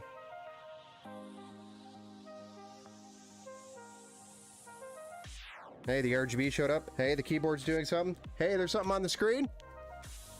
We got a post. Still got a red light, though. I don't know what that's about. Oh. Yes.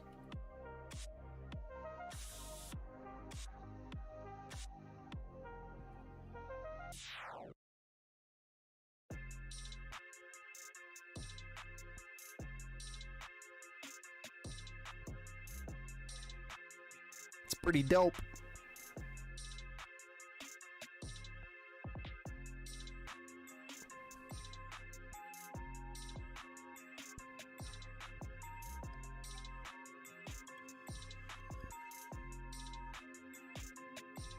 We could zoom out maybe a little bit.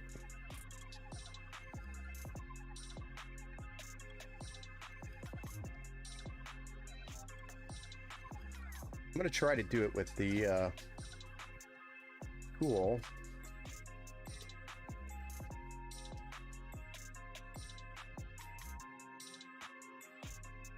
Camera. Zoom. There we go. Try to get more of the PC in the frame.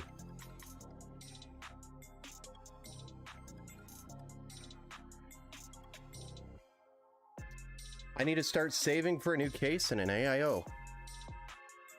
Yeah, I think we talked about that a little while ago. I know things have been a little rough, so the economy's kind of sucked. Not much we could do here except for ride it out.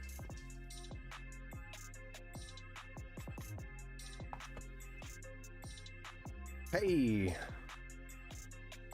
Tori, I made it to the screen where it's asking for a password, so that's a good sign.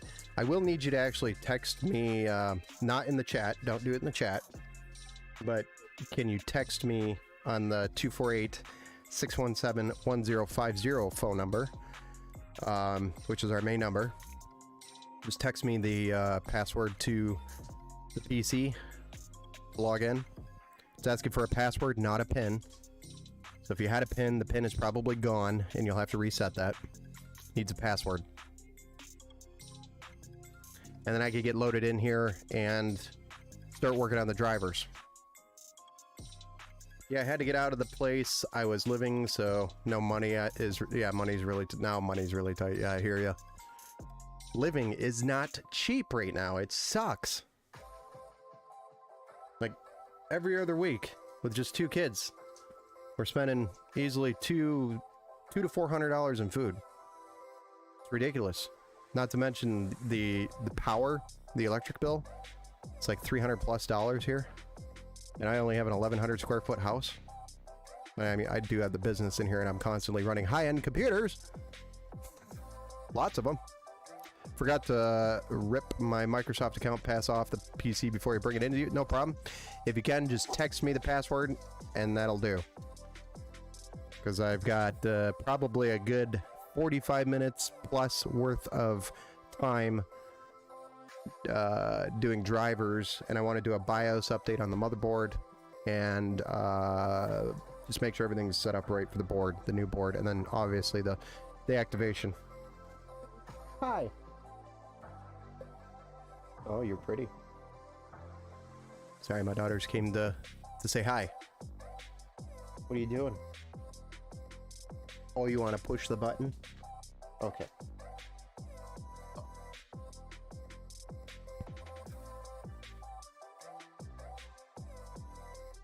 She likes to mute the mic.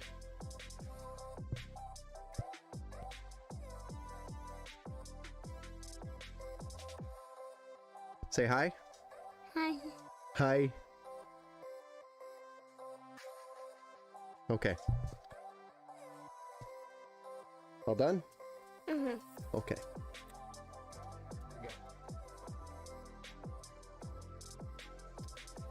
Don't know the pass off the top of your head? Oh boy. Well, if it's a Microsoft account, you should be able to recover the password. And it is online, so it'll connect. Unless it's a local account. Do you remember if it's local or not?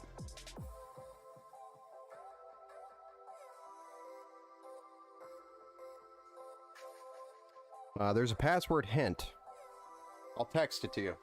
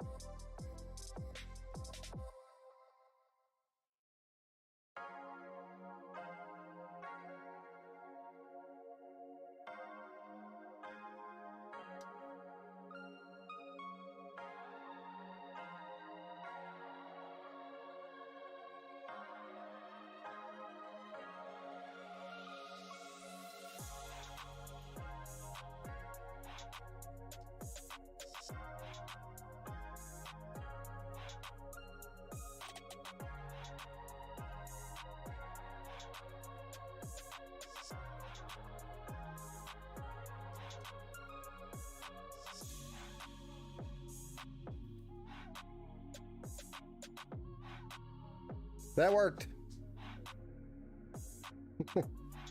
What you texted me got me in. So, coolio. Wonder if the, wonder if we can get the... whatchamacallit, I don't want to share your desktop. If it was my desktop, I don't care, but it's your desktop, I care. Would rather not do that. I was gonna say I could get the capture card going and you can watch what I'm doing, but I just don't want to display anything from your desktop on the stream. Try not to do that. Okay, so we got signed in and we're gonna just go ahead and get started on this because I want to get this out the door for you so you can pick it up today, because I do have another build immediately after this. Update center.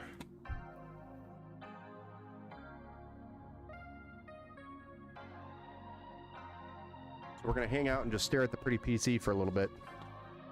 Sorry. Double build day, yes sir. Well, this was more of a, I guess, upgrade for Mr. Tori. And then we're on top of that, yes, we're doing another build. It's the Scout from the website. This build came in early last week, and then we had an event over the weekend, and I wasn't able to get back to building it until today, unfortunately. But we're here, we're ready to build. I've got everything here for it. LAN driver, AMD chipset driver, although we should be getting that from AMD directly. I don't need the Realtek Dragon. Don't want the smart backup. AMD Ryzen Master is fine. Let's see. What that is. Definitely not Norton. I don't know why Gigabyte tries to install that shit. That's annoying as hell. Alright, here we go.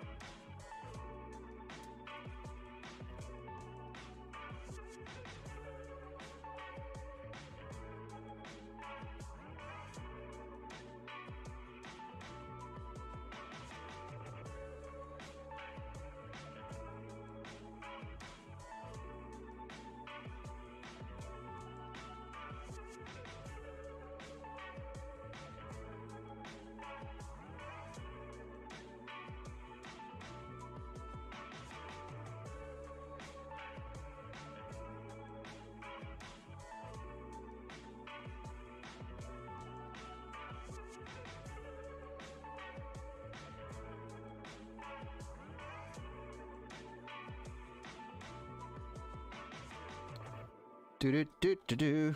There we go. And off we go.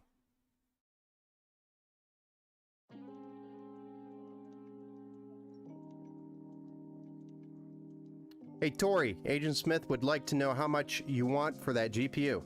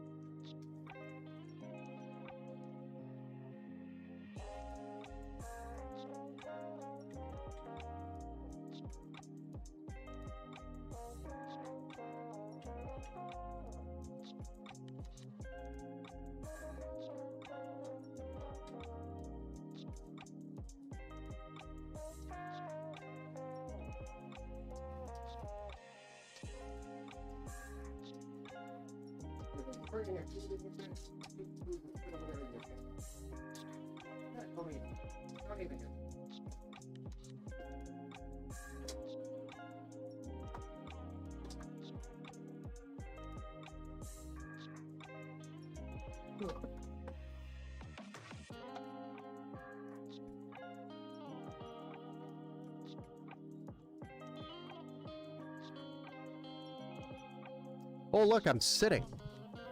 And you can't even tell.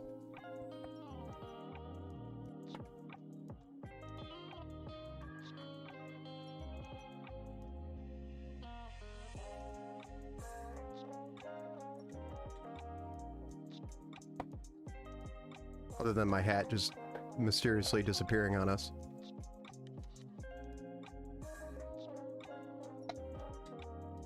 I've been standing that whole time. I need to sit, you know, just for a couple minutes, guys. Come on. I just need a little bit of a break on my feet.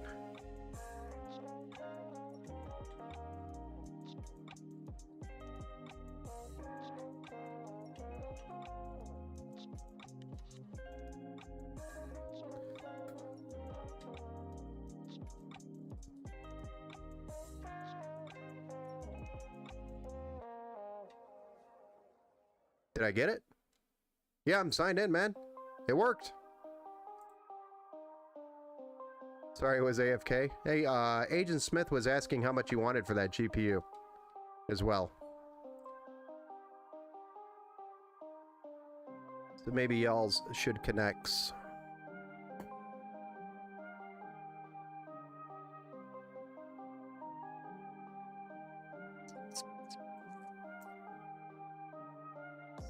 So currently, it says Windows is still activated. So, we may not have that problem. But if it shows up, we can always add another key. But 9 times out of 10, I swear, it will deactivate Windows when you switch motherboards like that. So I've got a feeling after a couple of reboots, it's going to come back and say, hey, you know what? We noticed there was a significant change. Gotcha. Do you uninstall Edge? There's no Edge.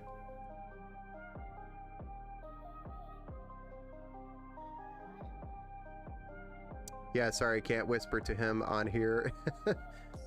He has it blocked. Ah, no worries, man. ADHD brain made me lose my shit. How much? Well, he has to RMA it, but he can have it for like for 200 cash. I don't know the pricing on shit. Which GPU is it? I can help with that. I use Opera GX. Oh, gotcha.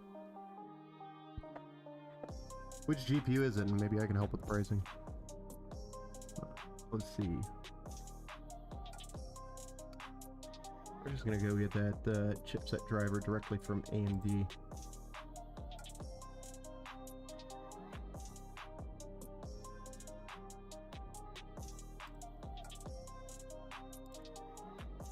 It's a 650. Is it an E? It's just a 650. Just a 650. 3070. Holy smokes, that's a good deal. But yes, you would have to RMA it if it's not in working order. Unfortunately. Dealt with that. I'm actually going to run this tool as well.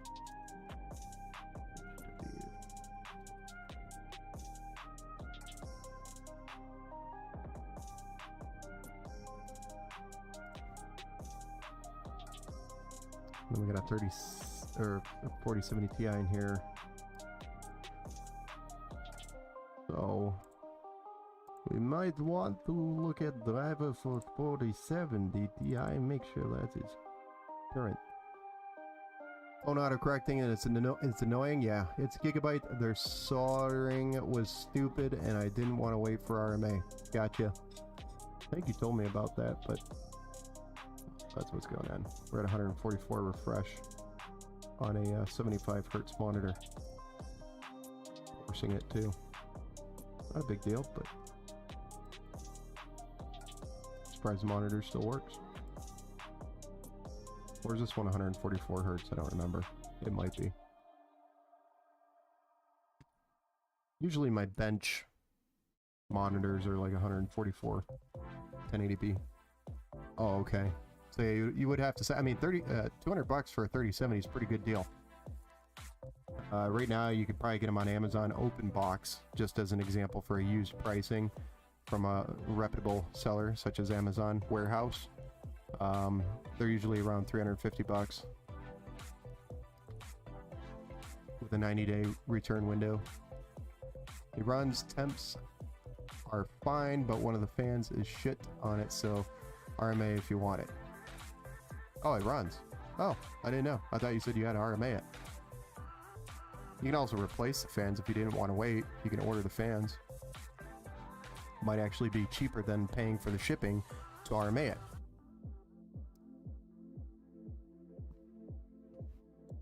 Throwing that out there. Okay. Now we need to go get the BIOS file. We need the BIOS file for the motherboard. B650 Aurorus Elite AX.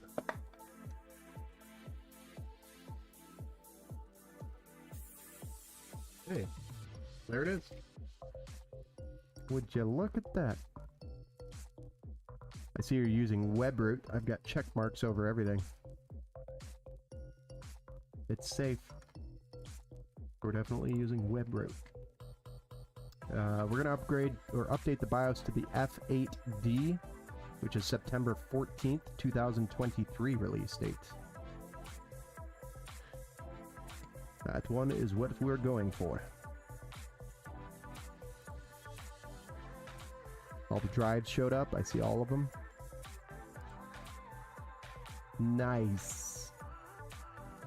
I've been using a lot of Gigabyte boards recently. A lot. I want to extract. Can I just extract?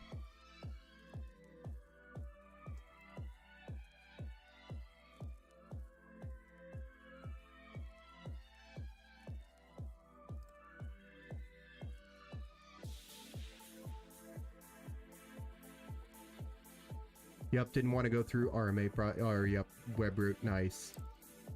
Yeah, I caught that scent. WebRoot scent. I was like, sniff, sniff. Smells like WebRoot. Although I like WebRoot a lot. WebRoot's kind of my preferred, recommended antivirus for the gaming PCs. Sorry, I'm leaning forward because I'm trying to read the screen. Can't see me. I'm like, I'm hiding under my logo.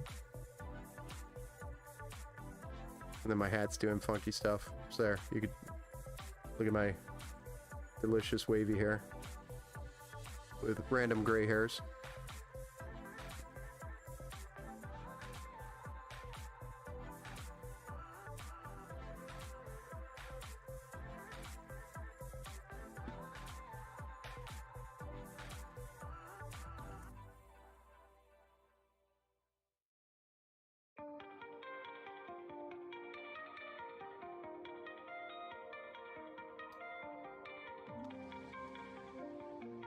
Almost done with this, sir. We just got to do that BIOS update. And then come back in here and verify everything's completed. I don't know what else to do. Do you have the Corsair IQ installed or no? I mean, to run those fans, you would have had to.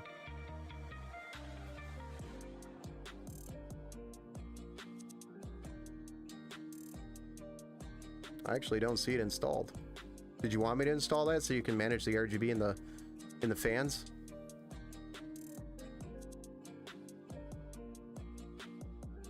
Your call.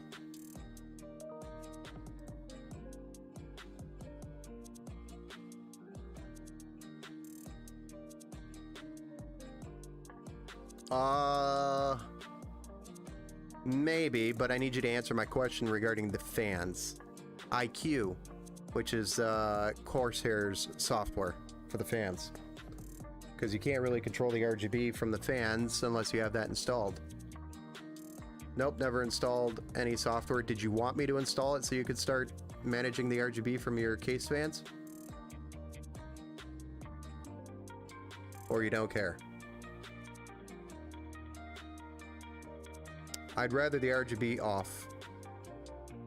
Okay, if you wanted to shut the RGB off, all we'd have to do is either unplug them in the back from the hub. I mean, that's very easy to do. Watch this.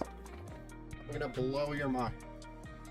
So did you want it shut off through the software, or did you want it shut off? I mean, it's easier to do. It's probably better just to do it through the let's do it through the software, because then you can just easily turn it back on if you wanted it on. That's the right way to do it. And then you can disable the software from booting up, because Corsair fans will remember their last configuration.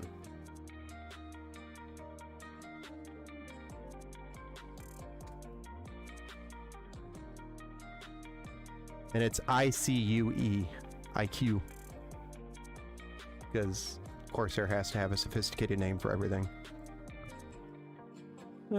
Sophisticated names make it sound cool. I just want to download, dude. Just give me the download.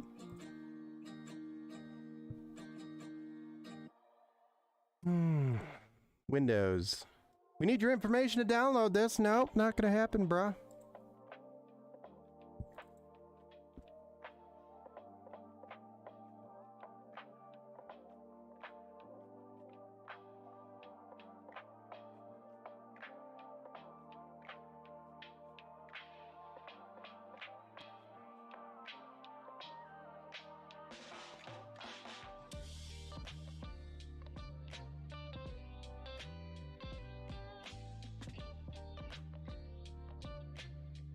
We're ready to install the essential modules to start your journey with IQ. I'm sure someone told me about it and I didn't care. I hear you. I mean, honestly, I'm not a big fan of Corsair's software, IQ. It is a resource, a little bit of a resource hog. So what I like to tell people to do is, hey, set your RGB, disable it from startup, reboot, and you're good to go unless you want to make some changes. Then you got to launch the software. But at least it's there and you can make the changes if you wanted to. So did you want the RGB on or no? On or off? Because I could shut it off in the software.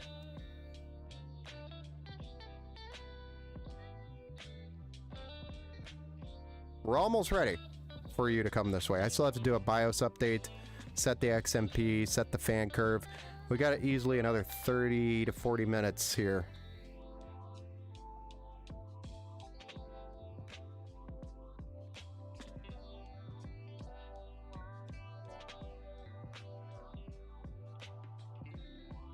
So yeah, I guess if you wanted to come out this way, go for it.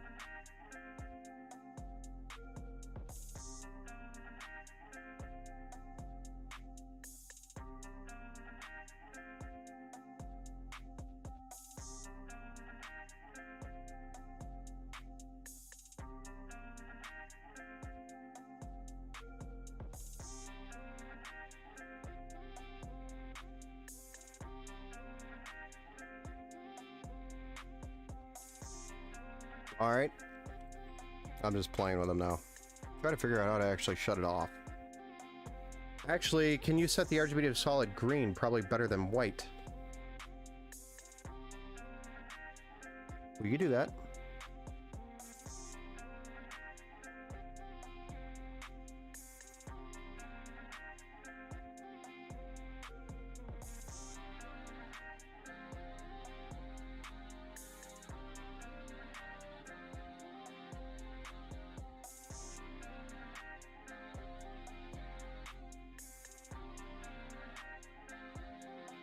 Trust me, that's green. May not look like it on the camera, but it is.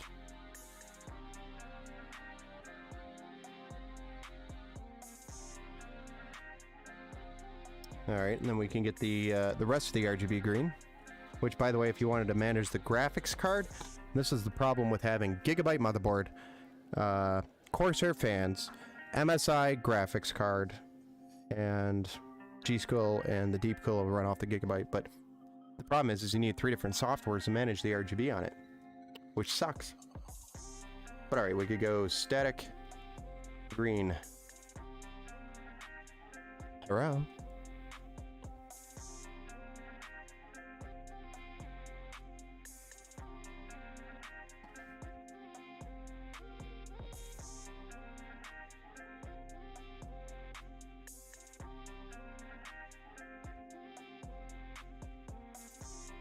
There we go.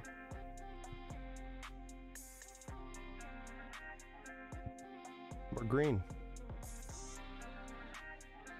The RAM looks like it needs to sync up first. For some reason, it's not even being picked up. So we'll do that after the BIOS update. That's probably what's holding that up. And then the graphics card, we can change if you installed MSI Center, which sucks because you'd have to have another one.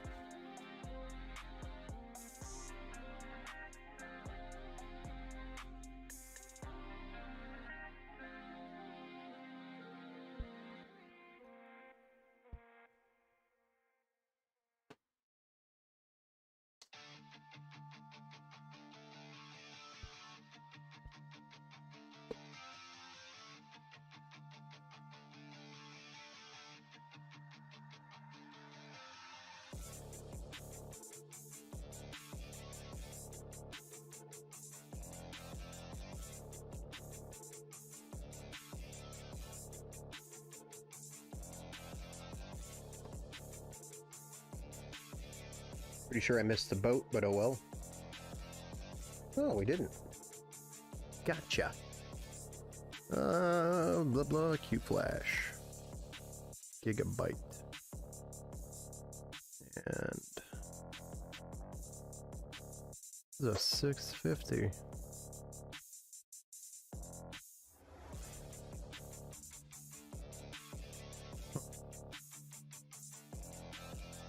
Put it in the Gigabyte folder, didn't I?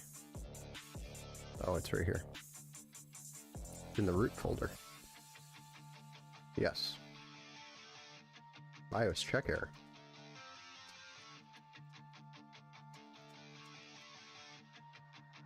BIOS ID check error. What version are we on? 7.10.2023. Let's save and exit. Well, this is going to be interesting.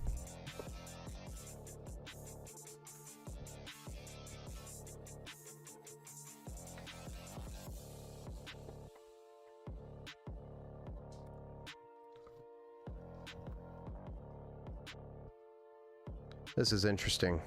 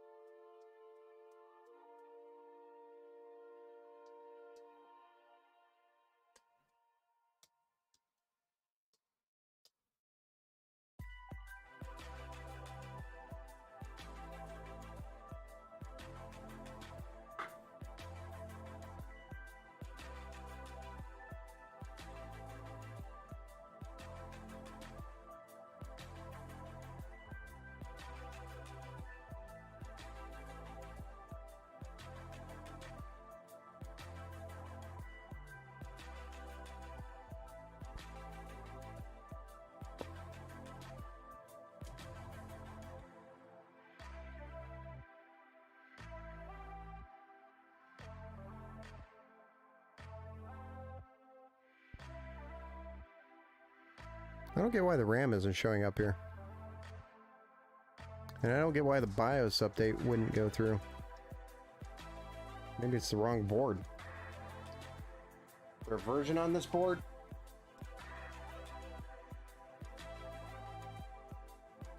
Revision 1.2. So we need to go check to see if that's one we went and downloaded or not.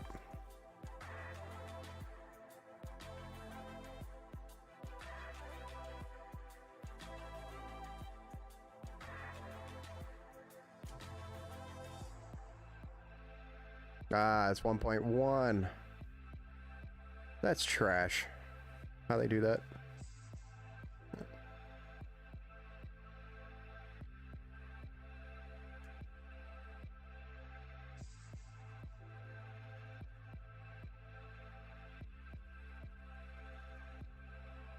Can't believe they already have a second or third version technically to the board. That's kind of crazy.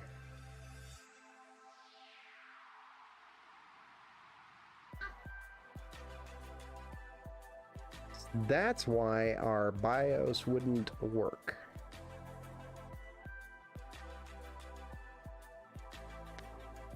Here's the right one.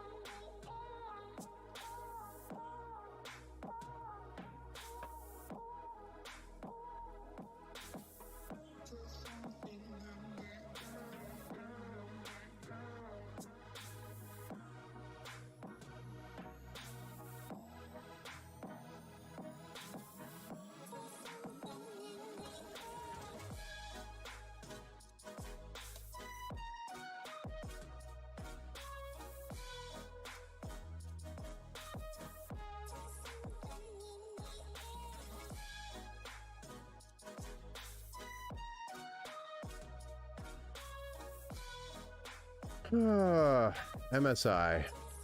Why you do this to me, huh?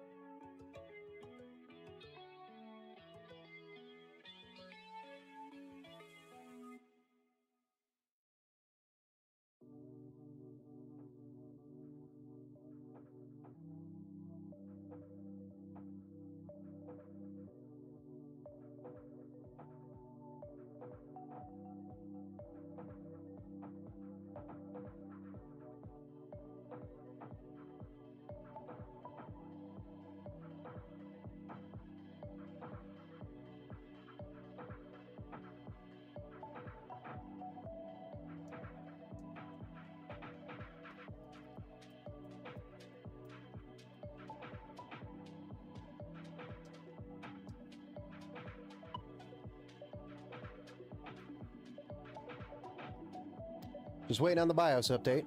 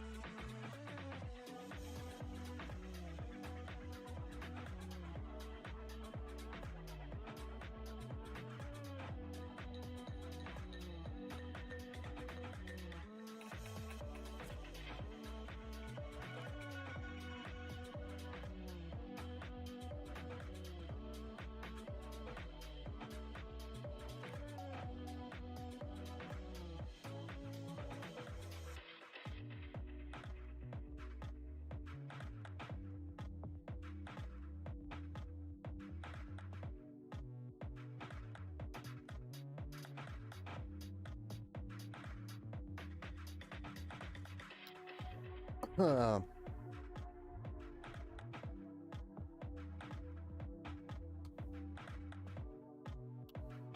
Enabling the XMP/Expo, AMD Expo. Rebooting.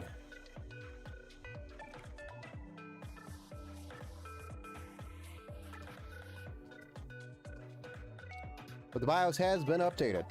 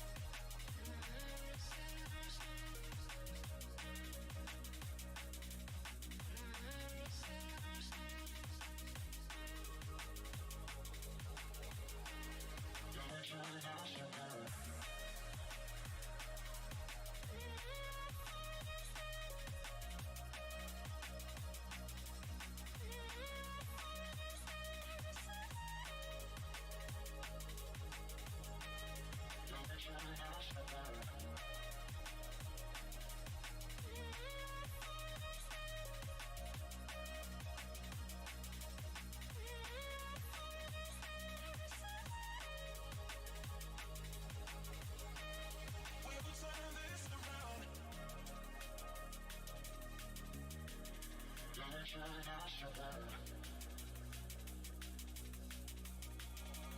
turn this around.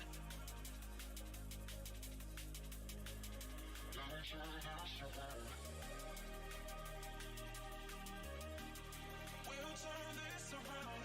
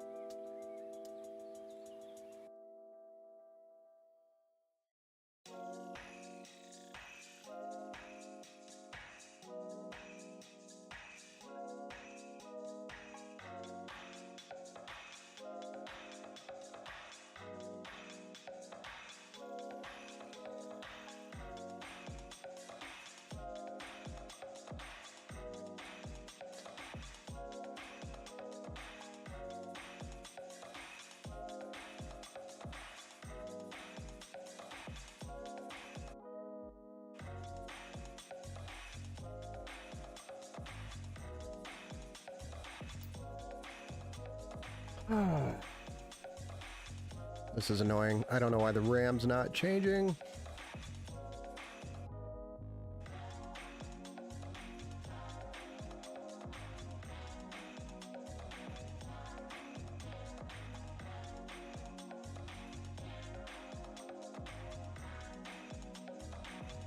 Why is it doing this?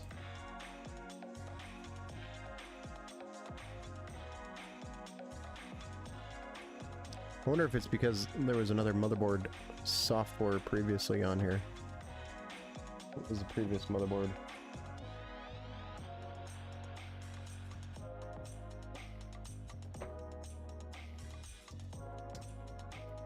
MSI. It's probably what it is.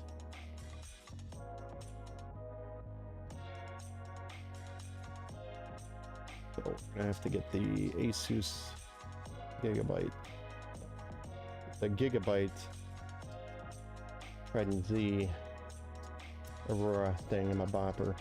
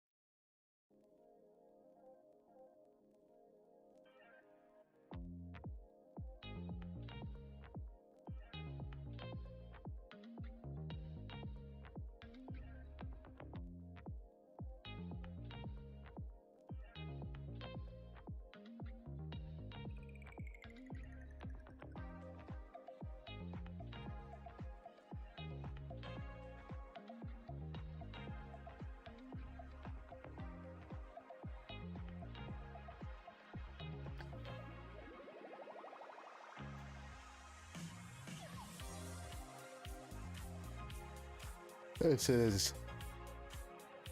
Oh, this is obnoxious. I just want to be done with this build now. And Gigabyte Software is like, nah, we're gonna make you take a little longer. Because our RGB isn't gonna work with the Trident Z Neo.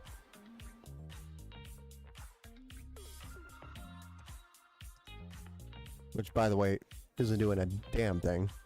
Wonder if there's something wrong with the RAM. Honestly, that's where I'm going with this. Because it should be working.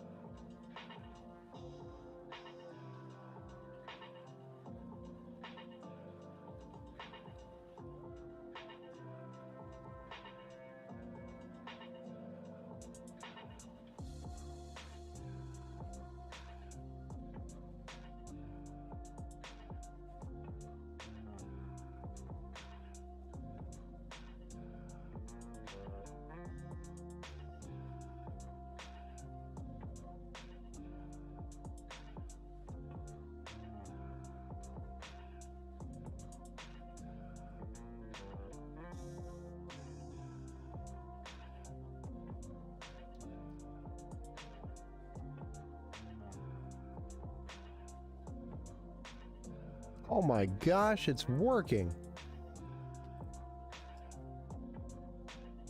So stupid.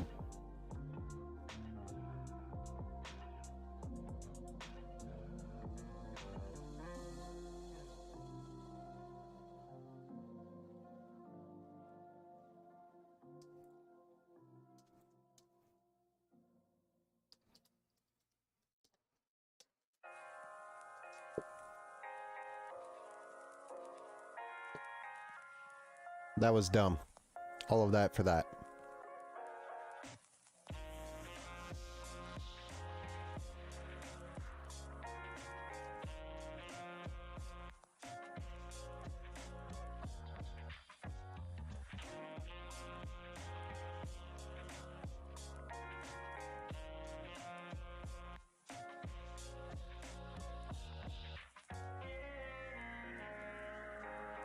Ugh.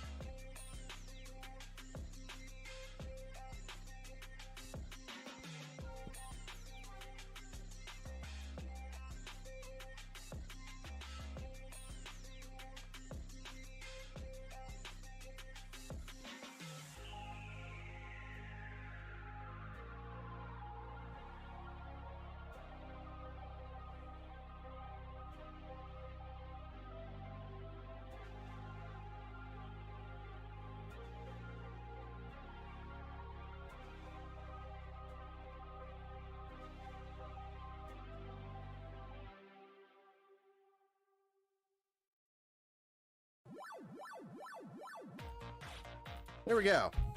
Hey, what's up, Papa Goose? You love the green? Thank you, sir.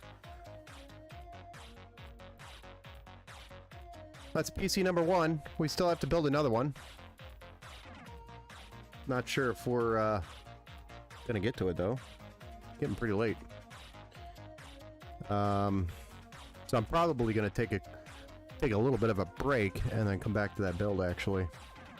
The next one. Because this guy's gonna come pick it up. Pick up his PC right now actually. Should be here any minute. But it's good to go. It's ready to go. We've got everything sorted out. I had some issues with the RAM, but we figured it out. Yeah.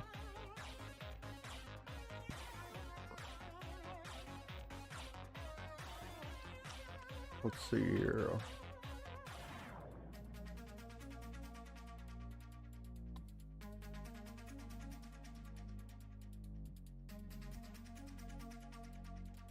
You love the white and green. I know. It looks kind of cool. It kind of reminds me of this company that builds some pretty badass PCs, you know?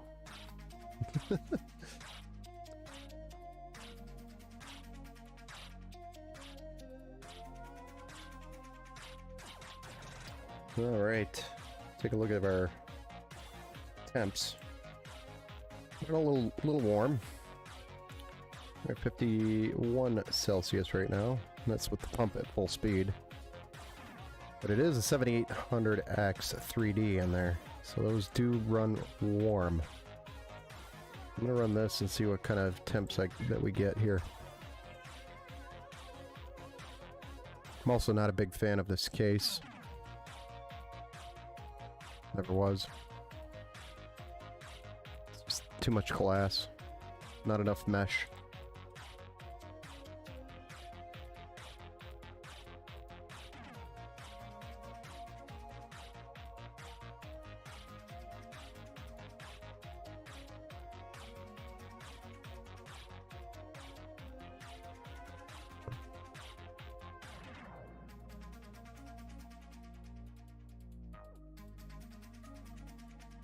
.44C now.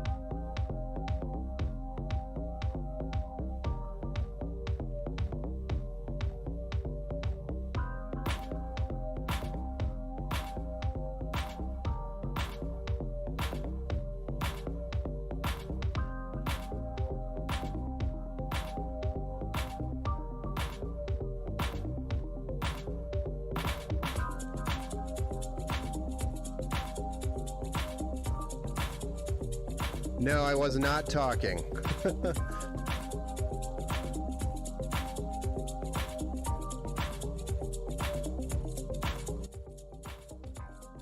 No, I was just getting Tori checked out so he could take his PC home and then start enjoying it immediately right now because it's all set. This is going to be the next build that we're going to be doing. I am going to take a few minute break, like I was saying. I was just getting him out the door, and then I will be starting this build here in just a few minutes. So just hang tight, and we'll be starting.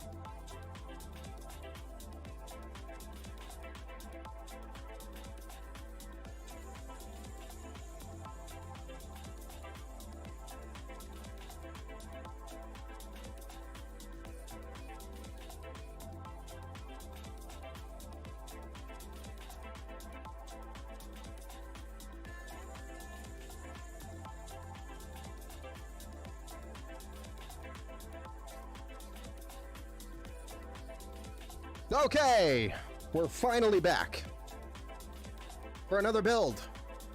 Because why not? It's Monday. Let's do another build.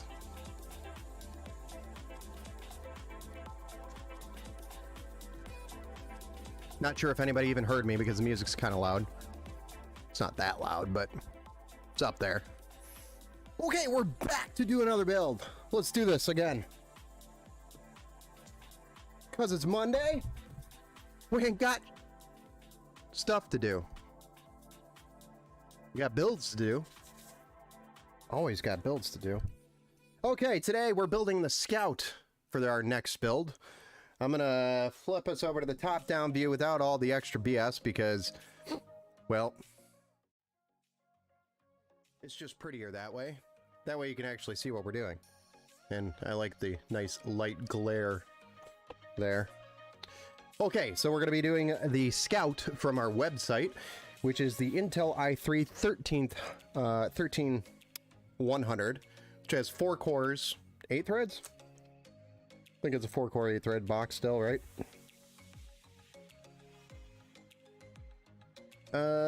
Yeah. I'm glad they put that on the package. Anyway, 4 cores, 8 threads on the 13th gen platform. So we're going with a B760M on the build, which is the Gaming X AX DDR4 motherboard.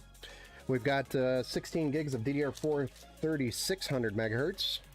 And this is a kit by Team Group, which is the T-Force Delta addressable RGB kit in black. So it's 3600 megahertz, 16 gigs total, 8 gigs each. And then we have a 1 terabyte M.2 Gen 4 SSD by Silicon Power. So we're going to utilize that that Gen 4 speed that we're gaining off of this CPU motherboard combo. And then we're throwing in the RTX 4060 8 gigabyte, which is the Gigabyte OC edition. Since we have a Gigabyte motherboard, we went with a Gigabyte graphics card. We try to pair those up as much as we can, the motherboard and GPU combo. And then we're gonna cool the CPU with a Frozen Note 240 by Thermalright. This is a 240 millimeter AIO with 2 120 millimeter fans with a great pump on this this AIO liquid loop. And we're going to be running a 750 watt bronze power supply, which is going to provide enough power for this, more than enough power for this system, but also allow the owner to upgrade the graphics card later if he wanted to. So it's going to give us a great upgrade path. And then we have some cable extensions to add some flair to the build, along with the case that we're going to be building, which is a Montech Air 100 micro ATX case, which you already know if you've watched any of my other builds. I'm a big fan of because of the mesh front, the support for the 240 millimeter AIO at the top, and just the room it provides for the overall build. So there's a lot of space. It's a very roomy micro ATX build, and just a lot of cool features on it. A lot of good value. So if you're ever looking for any of these parts or in this build, just go ahead and hit me up. Let me know what you're looking for, and I can help you locate these parts. So I'm going to move some of these disgusting looking cables out of the way while we start our build. Let's, without further ado, let's get started on the build. We're not going to need the power supply, the cooler, or the graphics card yet, but we do need the motherboard, CPU, RAM, and SSD. We will need the cooler for the mounting hardware before we put it in the case. But we're going to get started with this. Auto. And this is an order that came from our website. So if you are looking for a build similar to this, you can actually purchase this directly from our website, which is empowergamingpcs.com. It is a solid build. It's a great build to start with because it has the current generation motherboard, CPU, storage. Doesn't have DDR5 RAM, but I mean, you can still build with DDR4 on this platform. And you know, DDR4 is still more than enough for gaming, in my opinion. When I see that changes, when there's a significant need for DDR5, then I'll make the switch. But the more higher end build I have on the website, obviously it runs DDR5. This one is just a starter that gets you on the current platform so that you can continue to upgrade later. And that's really the whole idea of the build. It's a great platform to start with. It's going to give you plenty of performance to enjoy it right out of the box, but then also give you plenty of upgrade room. Whether it's a new graphics card, because we have a bigger power supply in here, or if it's a CPU upgrade. You're already on the 700 series chipset, so you can upgrade that if you wanted. It's on a great board. I actually forgot I need this.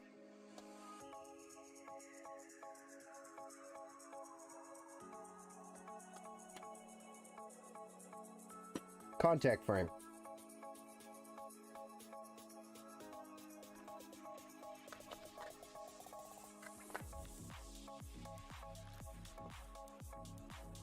But again, this is a great build to start with and upgrade later in the future or later down the road.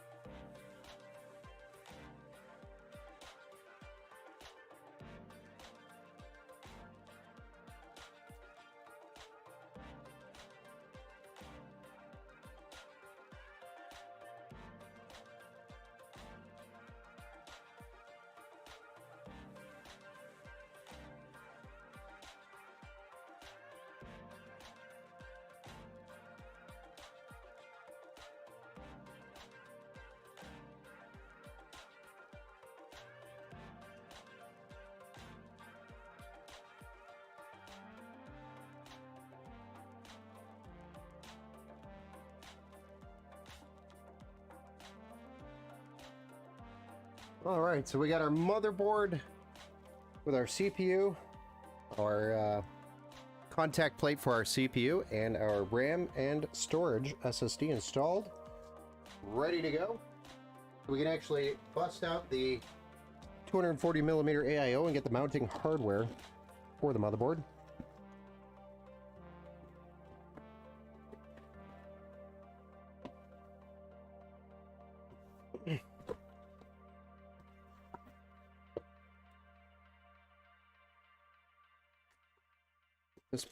Get this bad boy out.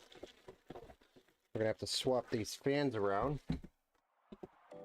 Per usual with the Thermalright AIO.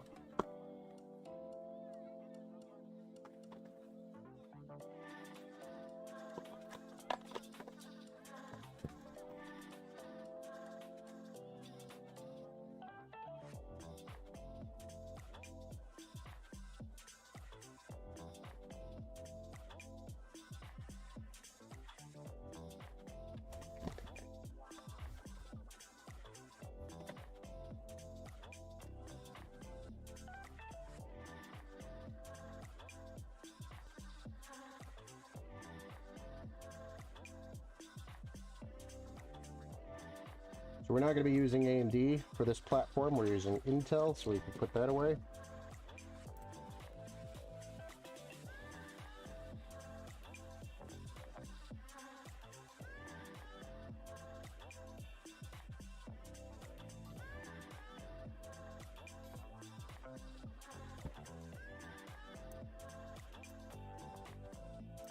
Push these to LGA 1700 and put them into their position here, their spot.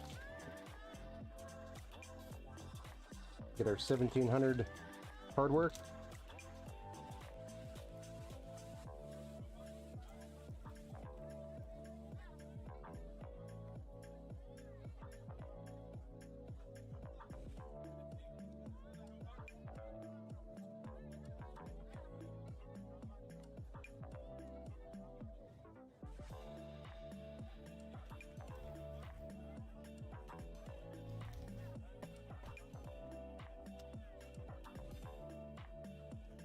Okay, so we're ready for the case. We'll set that aside. Get the case out.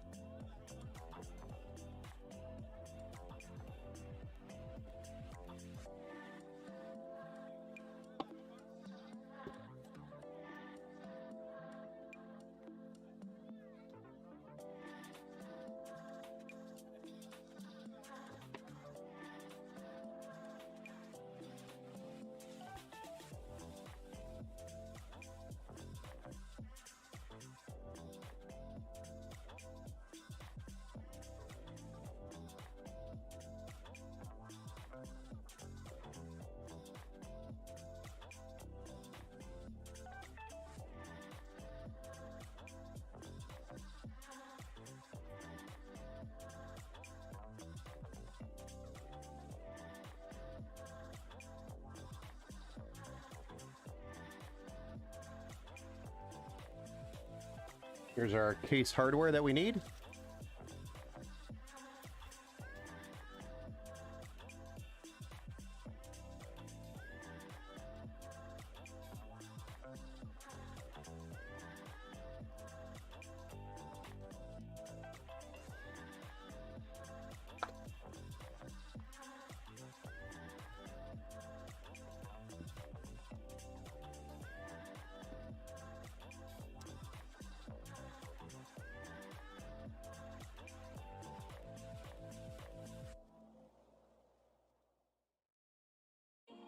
It's not one of those mini micro ATX boards. This one is a full micro ATX board. We need these two studs installed before we can drop the board in there.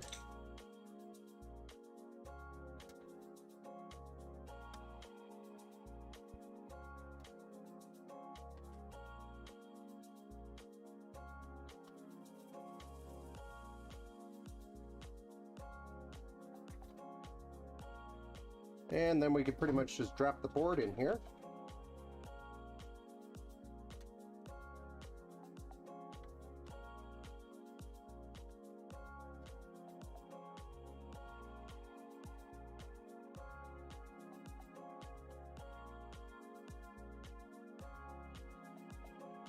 And get the board mounted.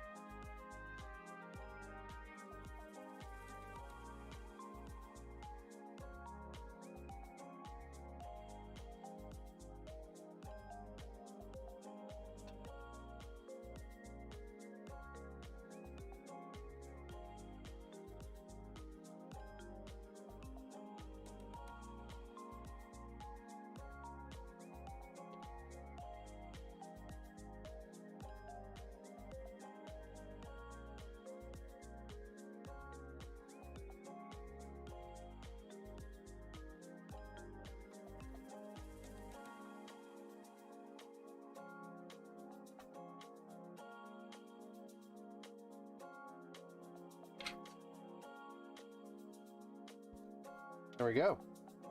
Motherboard is installed. So now we can start getting some of these cables installed here, or plugged in. It looks like we have USB 3 there, USB 2, audio, front panel. Okay, so we know where everything goes. Oh, this last piece or question would be the addressable RGB. We have a RGB down there, and a system fan. So we'll make sure we send them that way.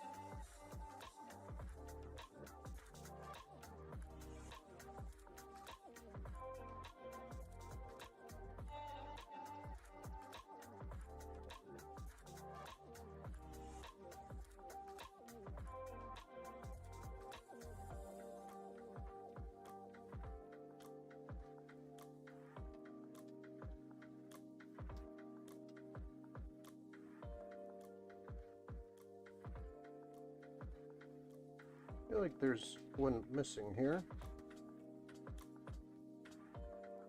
Maybe not.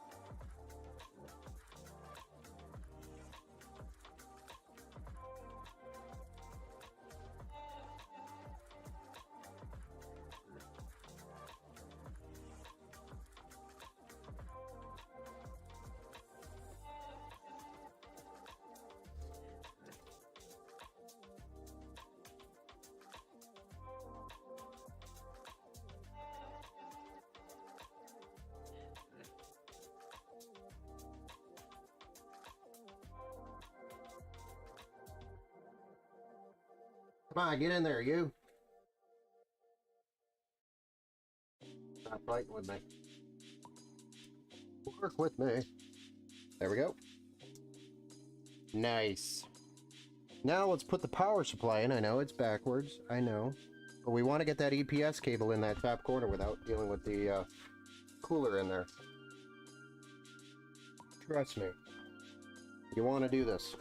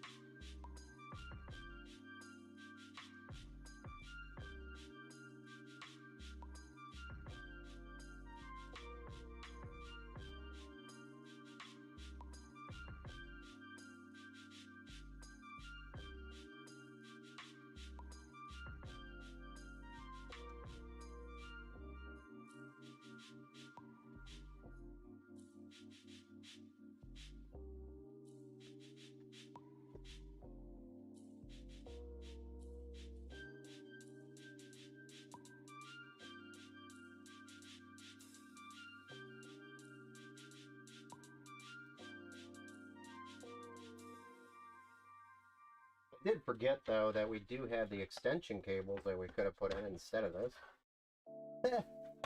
Which we are still going to put in. Because I'm stupid.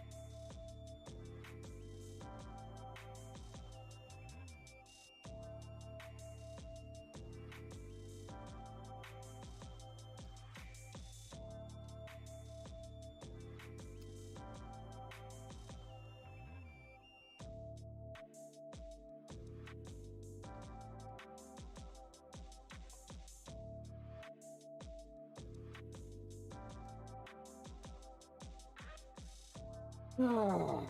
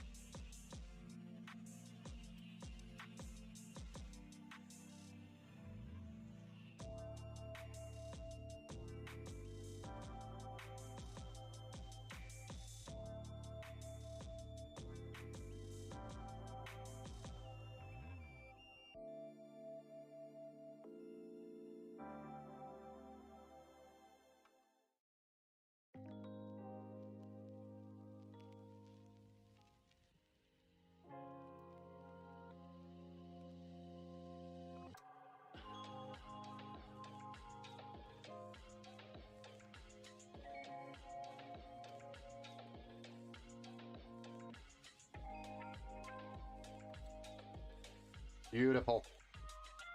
Wouldn't you agree? The cable over here. We're also going to do the 24 pin.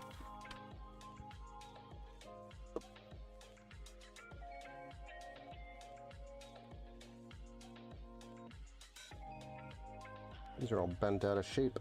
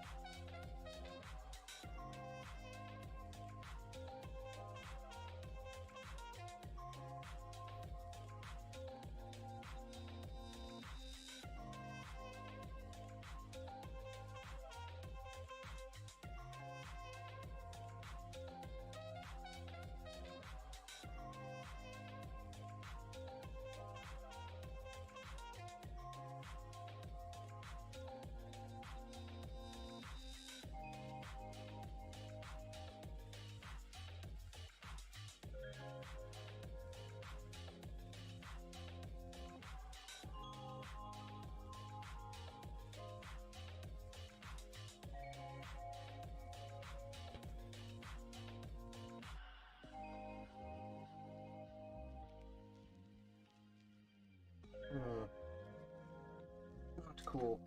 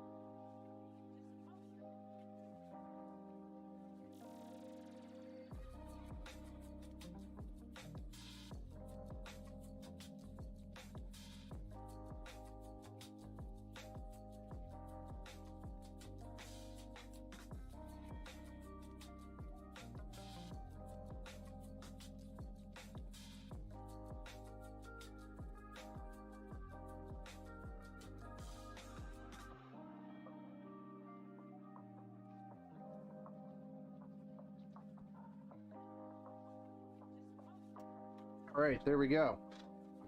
Got our 24 pin in. Let's get our AIO installed.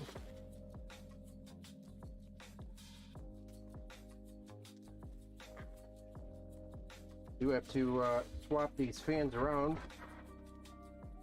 real quick. They are facing the wrong way out of the box.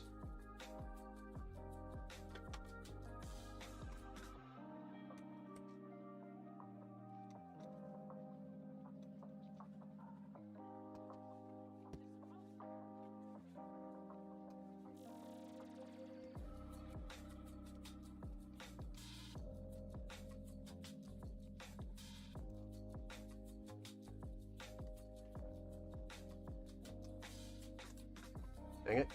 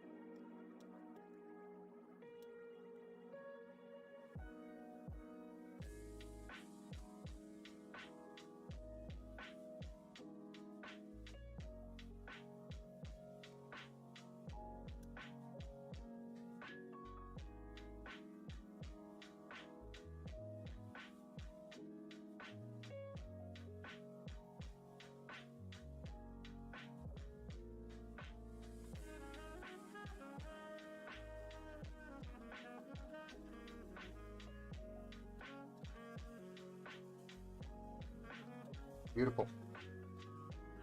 Looking real nice.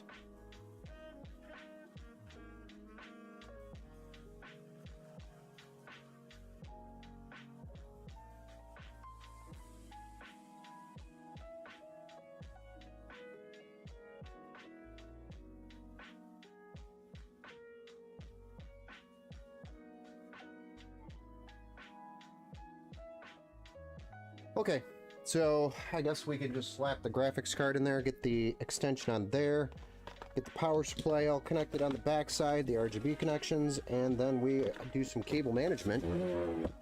Excuse me. That was actually the box. Then we'll do some cable management to fire this bad boy up and see what it looks like when it's all said and done. Yeah.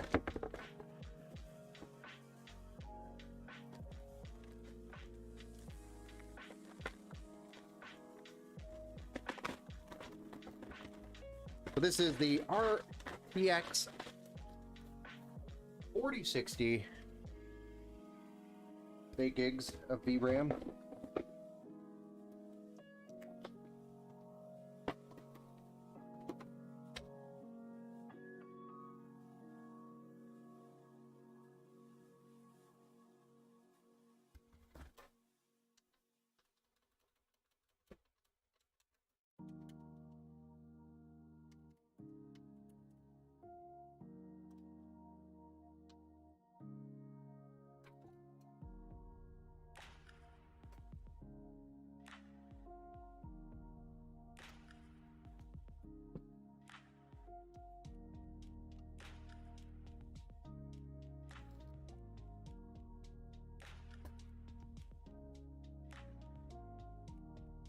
Beautiful card.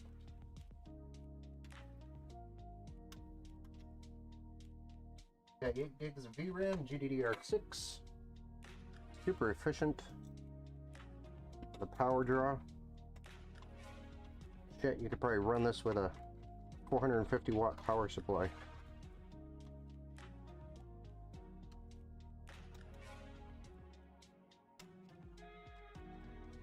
These things do not run a lot of power. Or take a lot of power to run. I guess that's a better way to put it. Alright. Our cable. Get some cable combs on this.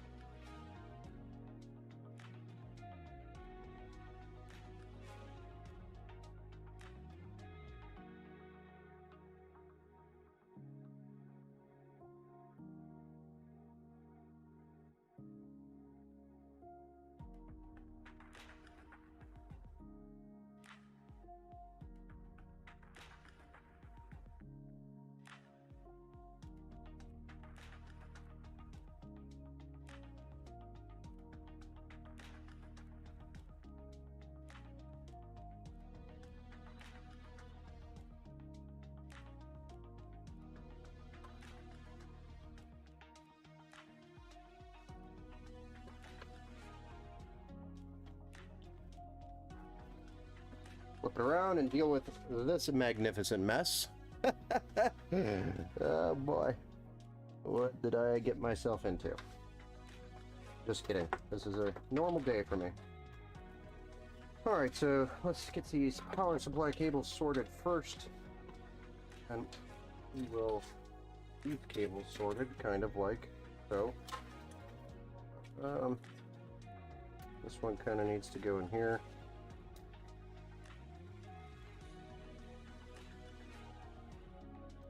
I guess these need to run down there with this guy.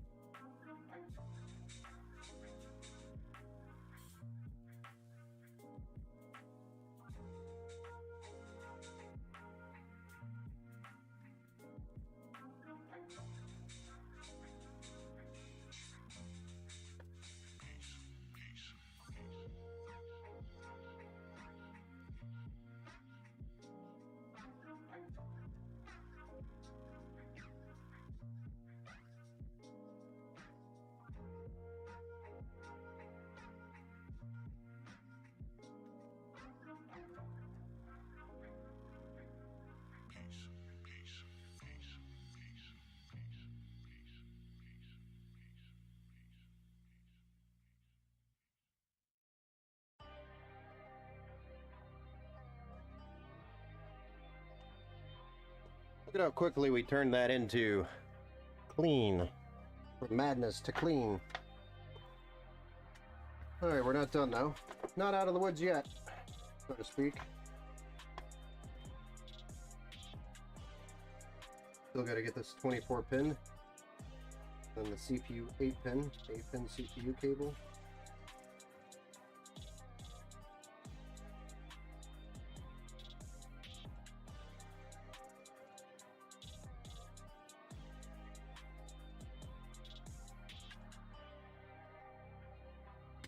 There's our 24 pin.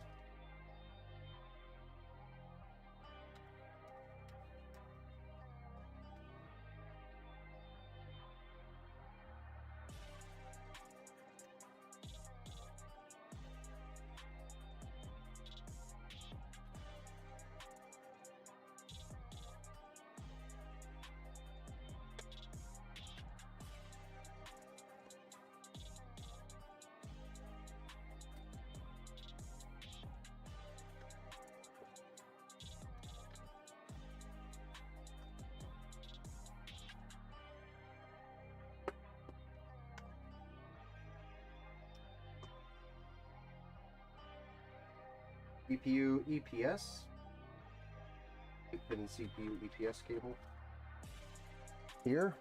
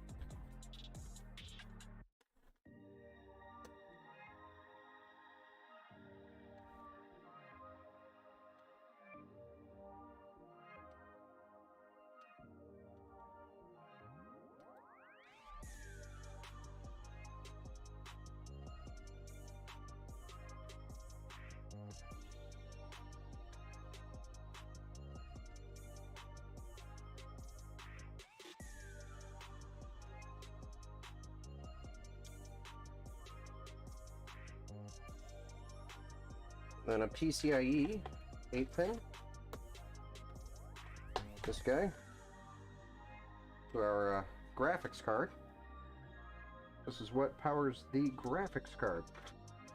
That sleek looking cable.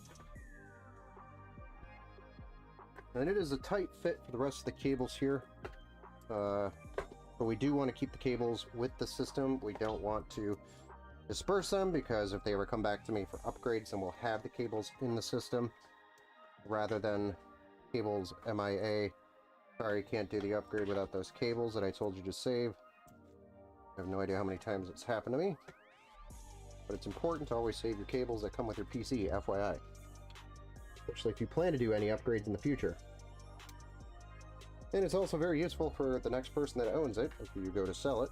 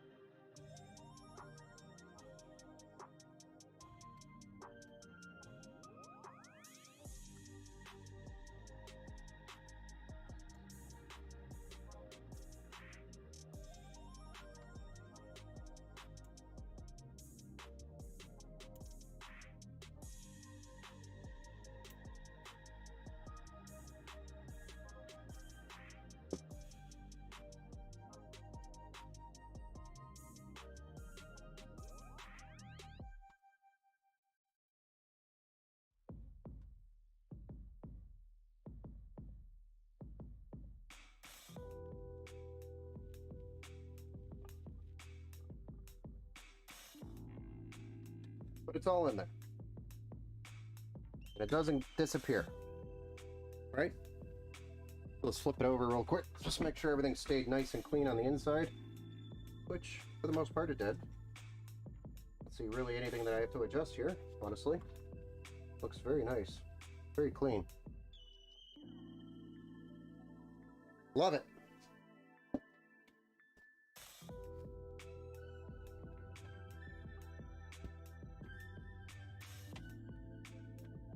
Time to seal up the back door.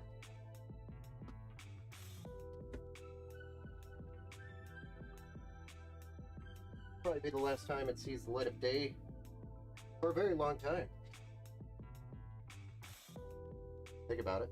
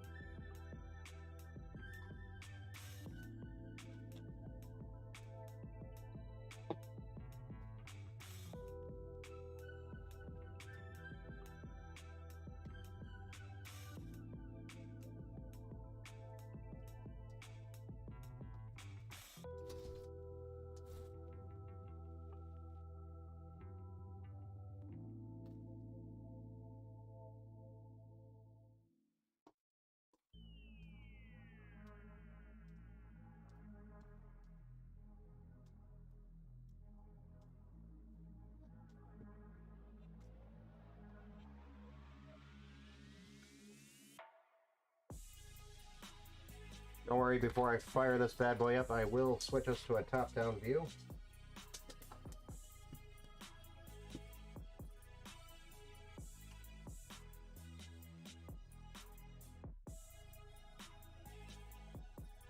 Or I'm sorry, a side view.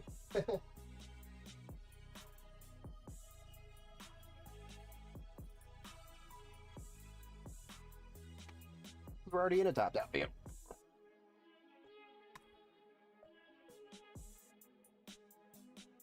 And here we go. Everybody ready to see this thing?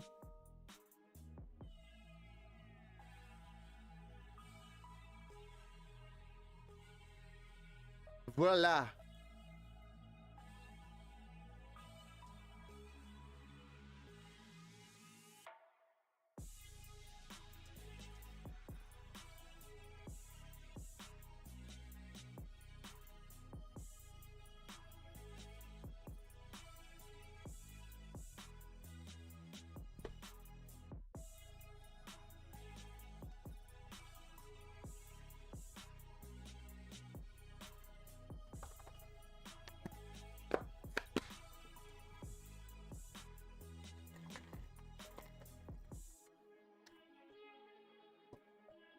Ladies and gentlemen, I give you the Scout.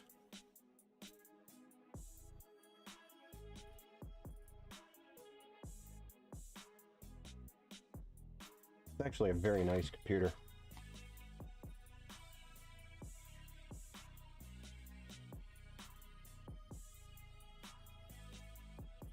Look at how reflective that glass is. All right, let's reboot this bad boy. Get Windows going. But we posted.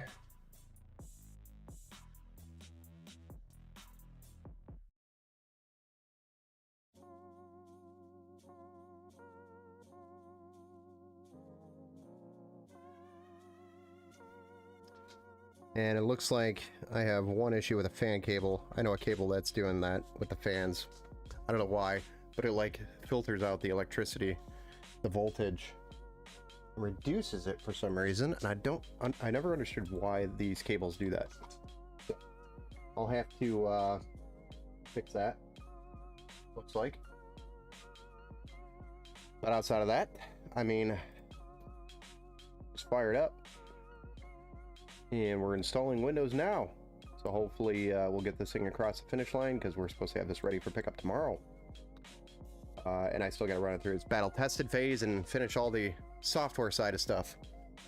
Anyway, thank you everybody for joining us today for our CPU bottleneck resolution on that upgrade that we did for Tori earlier. And then this awesome PC that we're doing from our website, the Scout, for a local pickup customer tomorrow.